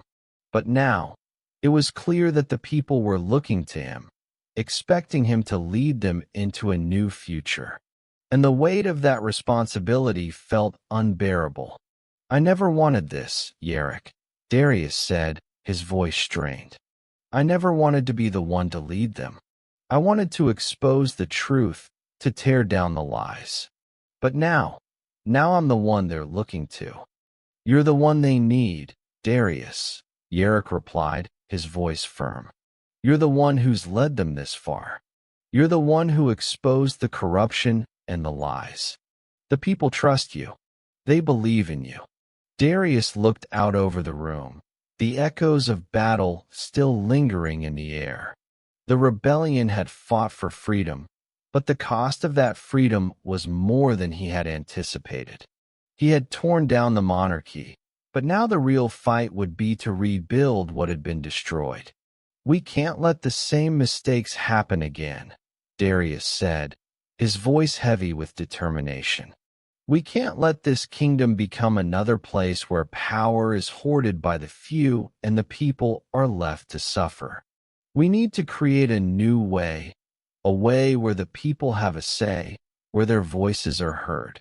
Yerrick nodded, his eyes steady. "And we will. But we can't do it alone. We'll need everyone. The nobles, the common folk, the rebels, everyone who wants to see this kingdom rise again. This won't be easy." Darius turned back to him, his mind racing with the weight of the task ahead. He had fought for this, fought for the chance to change the kingdom, to free the people from the chains of the monarchy. But now, standing in the aftermath, he saw the enormity of the challenge before him. It wasn't just about exposing the lies anymore. It was about creating a new world, a world that could thrive, that could stand without the crumbling foundation of the old monarchy. "There's no turning back now," Darius said quietly, more to himself than to Yerrick. "We've opened the door, but now we have to walk through it. We have to rebuild." Yerrick placed a hand on his shoulder, a gesture of solidarity. "And we will, together." The two men stood there in silence for a moment, the weight of their shared past pressing down on them. The rebellion was over, but the true work of the revolution had only just begun. The kingdom was broken, but from its ashes, they would build something new, something better, for the people, for the future. Darius walked through the streets of Alaris, the heart of the kingdom that had just witnessed its most profound transformation. The city, once a symbol of royal might, was now a battlefield where the dust of revolution had settled. Buildings that had once gleamed with opulence were now scarred by the violence of change. The grand statues of the royal family lay broken, their faces shattered, their reigns ended. Yet in the midst of the ruins, there was something else, something more important. Hope. The streets were no longer filled with the whisper of fear that had once permeated every corner of the kingdom. The people, for the first time in centuries, stood tall. They spoke openly of their desires, their frustrations, their hopes. There were no more masked faces, no more whispered prayers for a future free from tyranny. Now, there was only the unspoken promise of what could be. But it was still fragile. Darius knew this. He could feel it in the air, the fragility of the peace they had won, the uncertainty of what lay ahead. The rebellion had torn down the old structures, yes, but those structures had been replaced with the unknown. What kind of kingdom would rise from the ashes? As Darius made his way through the marketplace, he saw the faces of those who had fought alongside him, the rebels who had risked everything for this moment. Some were celebrating, others were working, rebuilding. The city was alive again, but it wasn't the same city it had been before. It had been changed, reshaped by the hands of those who had taken the first step toward freedom. He was stopped by a young woman, her face familiar but worn from the recent struggles. It was Ariana, one of the first to join the rebellion. She had been a part of the underground movement that had begun in the shadows, long before Darius had become its leader. She had fought not for power, but for the simple truth that the people deserved better. "Darius," she said, a hesitant smile on her face. "I wanted to thank you for everything, for giving us the chance to build something better." Darius nodded, but there was no pride in his response. There was only the weight of what they had accomplished and what still needed to be done. "We've done the easy part," he said quietly. "The real work is just beginning. We've freed the kingdom, yes, but now we have to rebuild it from the ground up." Ariana looked at him, her eyes bright but filled with uncertainty. "But how? We've lost so much. The palace, the throne, they were symbols of the old kingdom. What do we have now?" Darius's gaze softened. He could see the fear in her eyes, the same fear that gnawed at his own heart. What did they have? The rebellion had succeeded, but what came next? What would replace the monarchy? What kind of leader would he be? How could they rebuild when the foundation they had fought for was so fragile? "We have each other," he said, his voice steady despite the doubt that lingered within him. "We have the people, and we have the chance to create something new. But it won't be easy. We'll have to build this kingdom together. No one can do it alone." Ariana's expression softened, her resolve hardening in the face of uncertainty. "We'll do it, Darius. Together. We'll rebuild." As she walked away, Darius's thoughts turned inward. He knew that she was right. But the truth was, he didn't have the answers. He didn't know what kind of leader he would become or what kind of kingdom they would build. The world he had once known was gone, and in its place was a blank canvas, one that was both exhilarating and terrifying. That night, Darius sat alone in the council chambers, the only sound the quiet scratching of his quill as he wrote the first of many decrees that would lay the foundation for the new kingdom. There were no grand speeches, no promises of glory. There was only the weight of responsibility. Responsibility for the future of the people who had trusted him to lead them. He had once fought to expose the lies of the monarchy. He had once believed that destroying the system would be enough. But now, as he sat in the silence of the room, he understood the truth. The real work wasn't in tearing down the old world. It was in building something better in its place. The rebellion had succeeded. The old kingdom was gone. But what came next? What kind of kingdom would rise from the ashes? Would it be a kingdom of justice, of equality? Or would it be another empire of power, built on the backs of the people? Darius didn't know the answer. But he did know one thing. The people had given him their trust. And now, it was his responsibility to prove that their faith had not been misplaced. The rebellion had given them a chance at freedom. And now, Darius would fight to ensure that the price of that freedom had not been in vain. The sun had barely risen over Alaris when Darius made his way to the city square, where the first assembly of the new kingdom was to take place. The streets were already bustling with life, a stark contrast to the days when the city had been gripped in fear, its people silent, too afraid to speak their minds. Now, there was a vibrancy in the air, a raw energy that hadn't existed before. The streets hummed with the promise of something better, something new. It was the dawn of a new era, and Darius could feel the weight of its significance on his shoulders. He arrived at the square, where hundreds of people had gathered, men and women of all ages, from all walks of life.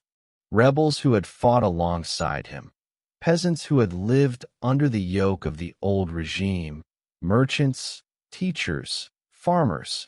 Everyone was here, waiting for what came next. Darius took a deep breath, feeling the cool morning air fill his lungs. It was strange, standing before this crowd, knowing that he was about to speak to the very people who had put their faith in him. He had never wanted to be a leader, never dreamed of standing before a crowd like this. But the kingdom was his responsibility now. The choices he made in the coming days would shape the future of the people who had trusted him. He stepped up to the platform, his gaze sweeping over the crowd. For a moment, there was silence.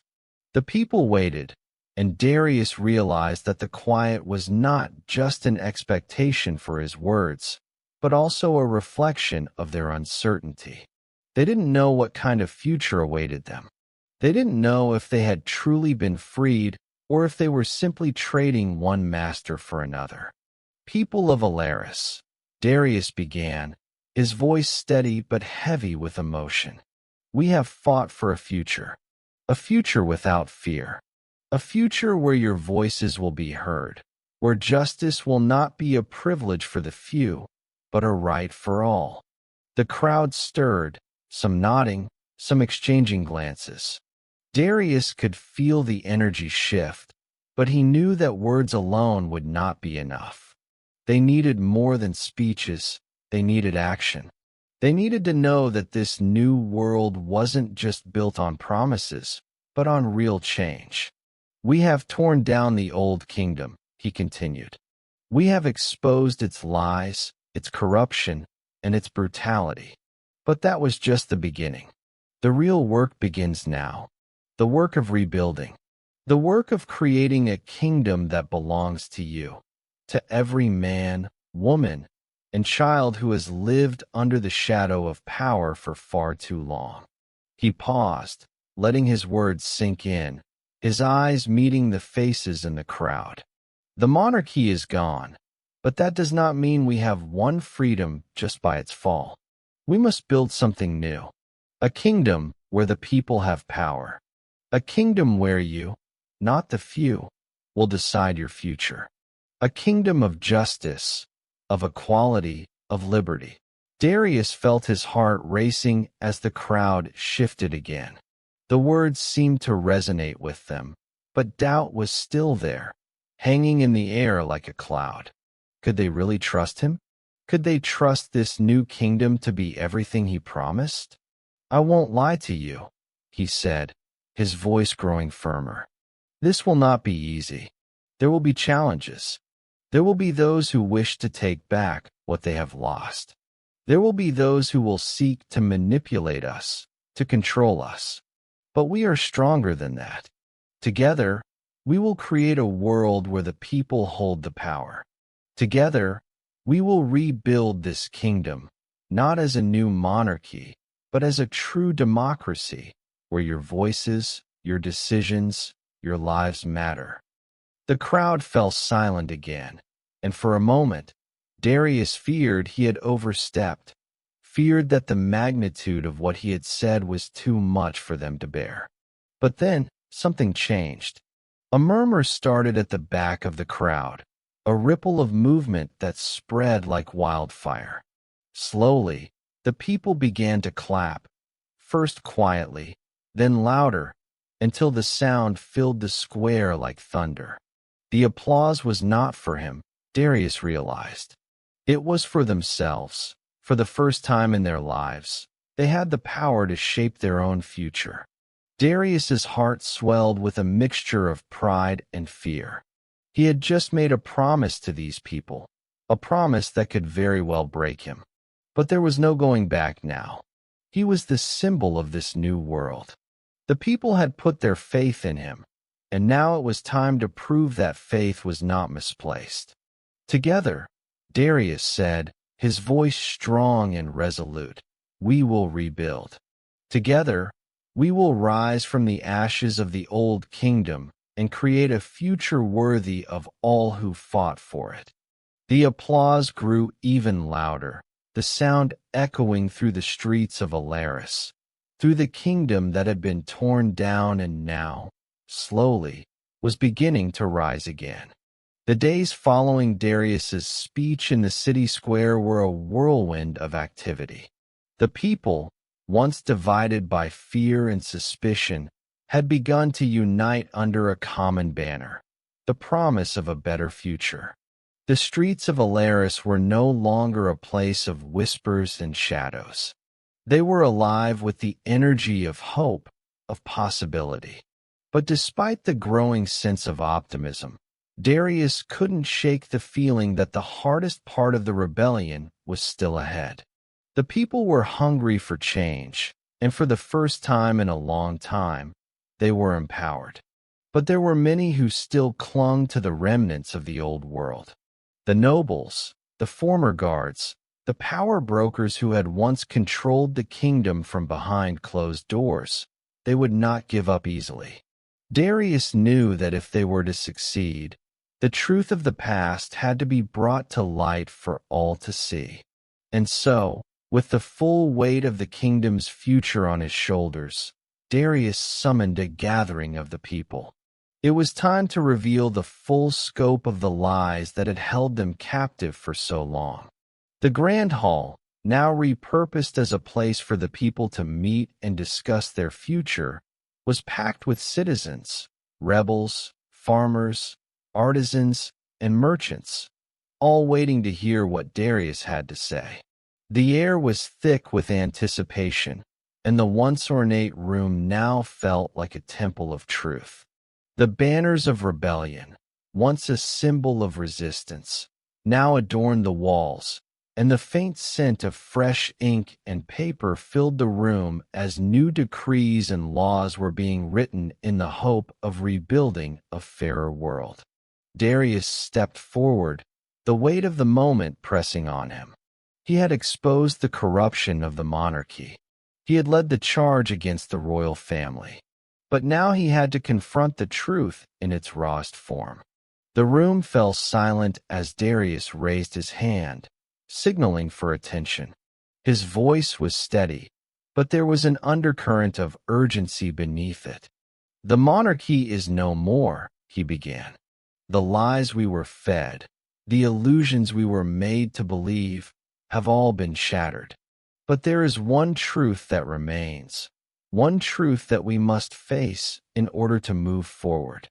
He paused, his gaze sweeping across the room, taking in the faces of the people who had fought beside him, the faces of those who had lived their lives under the thumb of a tyrannical regime. We were not simply oppressed by a king. We were oppressed by a system that corrupted everything it touched.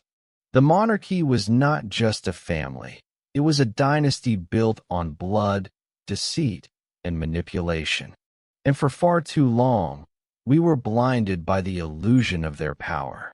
But now, the truth must be known to all. He took a deep breath, steadying himself. This was the part that would change everything. The part where the past could no longer be ignored. The part where he could no longer shield the people from the horrors of the kingdom's past. King Aldrich, Queen Alara, and their court. Darius's voice faltered for just a moment, but he pressed on. They were not just rulers. They were criminals, murderers, The royal family wasn't just guilty of tyranny, they were involved in unspeakable acts. Their power was built on dark, forbidden rituals that manipulated and killed the innocent. The room remained still, the weight of his words settling over the crowd like a heavy shroud. Darius could feel their disbelief, their shock, but he knew he couldn't soften the truth. The people had to understand the full extent of the corruption they had been living under. For years, Darius continued. The monarchy used magic and manipulation to control the people. They made deals with forces beyond our comprehension, sacrifices that stained the land and the bloodlines of the very kingdom they ruled. These were not simple rulers. They were puppet masters, and we were their puppets. There was a murmur in the room now, a ripple of disbelief, of fear. The truth was too much to bear, too much to comprehend all at once. Darius could see it in their eyes, the same confusion, the same grief that had shaken him when he had first uncovered the truth. But there was no turning back. The truth had to be told. We were not just oppressed by a kingdom. We were oppressed by a curse, a cycle of blood and magic that bound us to the will of the royal family. But that curse is broken, and now it is up to us, every one of us, to decide what kind of kingdom we will build in its place. He let the words hang in the air, the room thick with emotion. He could feel the people's eyes on him, searching for something, some sign that they could move forward from this point of revelation. Together, Darius said, his voice gaining strength, "We will heal. We will rebuild. And we will ensure that the power is not placed in the hands of the few, but in the hands of the many. The future is ours to create. And it starts today." The silence that followed was deep and heavy, but then, slowly, it began to shift. The murmur of conversation started, quiet at first, then growing as the people processed what they had learned, as they came to terms with the truth. Some were angry, some were sad, but most of them were determined. They had known that their lives had been shaped by something dark, something unjust. And now, they had a chance to shape their own future. As the room filled with the sound of voices, Darius felt a strange sense of peace wash over him. The truth had been revealed. The people were awake, and they were ready to rise. The rebellion had fought to expose the lies. Now, they would fight to build the truth. And this time, it would be their truth. The days that followed the revelation of the truth were marked by a delicate, almost palpable tension. Alaris, and the kingdom as a whole, stood at the crossroads of its future. The people, newly awakened to the depth of the monarchy's corruption, were filled with both determination and trepidation. They had won their freedom, yes, but now they had to figure out what to do with it. For the first time in generations, the kingdom was theirs to rebuild. And that rebuilding, Darius knew, would require more than just new laws or new leadership. It would require trust, trust that they would not repeat the mistakes of the past. The council chambers, once the site of royal decrees and political machinations, had been converted into a meeting place for the people's assembly. Here, the decisions would be made, not by a monarch, not by a small group of elite advisors, but by the people themselves. Darius stood before the gathered assembly, his eyes scanning the crowd. Farmers, craftsmen, soldiers, teachers, merchants. Each person represented a piece of the new kingdom, each voice a critical part of the conversation. The air was thick with anticipation.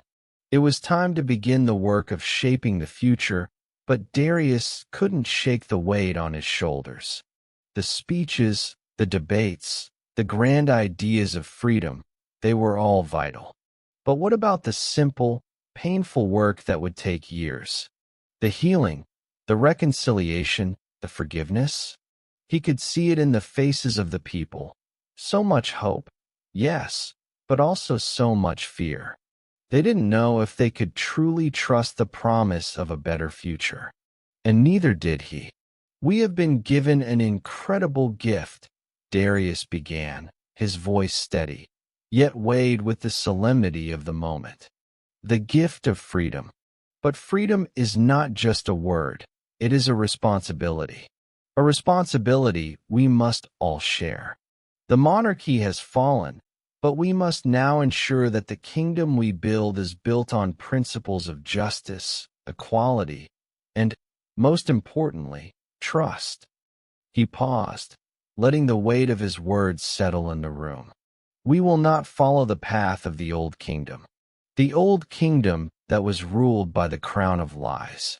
We will build a new kingdom, one where the people, not the throne, hold the power." There was a murmur of agreement, but also a hesitancy. It was one thing to declare such lofty ideals. It was another to put them into practice. "The truth has been revealed," Darius continued.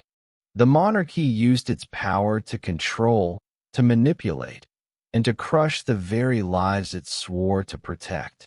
But we are not the monarchy. We are not the crown. We are the people. We are the builders of a new world." A voice from the crowd interrupted him. "And how do we know you will not become what we just overthrew? How do we know that you won't become another king, another ruler?" The question hung in the air, the sharpness of it cutting through the gathering. It was the question Darius had expected. It was the question he had been dreading. How could he answer it? He closed his eyes for a moment, gathering his thoughts. He could feel the eyes of the assembly on him, waiting for the answer that would define his legacy. "I cannot promise you that I will never falter," Darius said, his voice raw but honest. "I cannot promise that I will never make a mistake. But I can promise this. I will not let the people be silenced again. I will not let anyone take this power from you. The kingdom does not belong to me. It does not belong to anyone. It belongs to all of us." A silence fell over the room, but this time it was a silence of contemplation, not doubt. Darius felt a shift, a subtle, but important, change in the atmosphere. It wasn't trust, not yet, but it was the beginning of something real. The people were listening, and that was all he could ask for.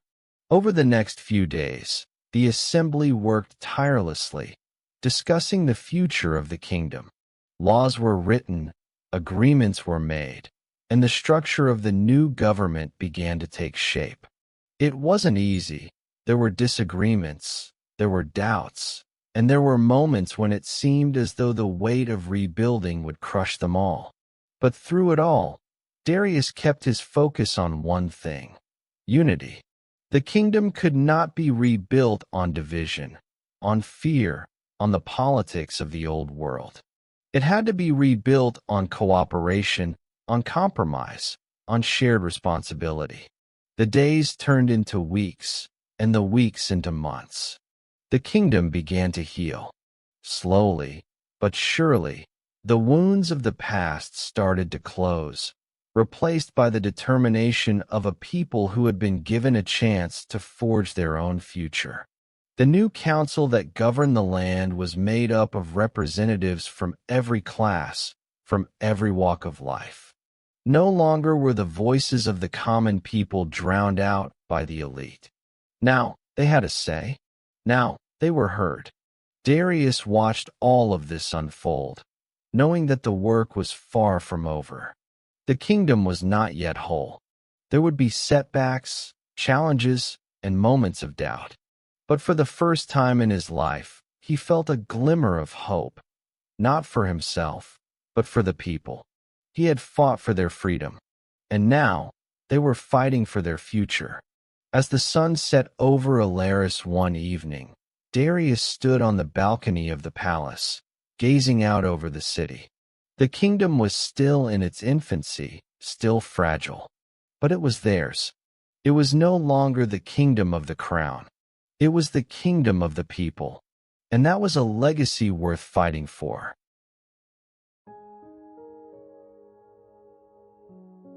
The ruins of a kingdom lay behind him, but Darius no longer felt the weight of the crown on his shoulders. The battles, the betrayals, the broken alliances, they were all gone. In their place, something new had taken root. The people were free, but freedom, he realized, was not simply the absence of chains. It was the power to choose, to shape a future from the ashes of the past. He had fought for their voices, but now he had learned that his own voice was the most powerful weapon he possessed. The journey had changed him. The man who had once believed in salvation through others now understood that true strength came from within. Freedom begins not with rebellion, but with the courage to face the truth. And it is the truth that will set us free.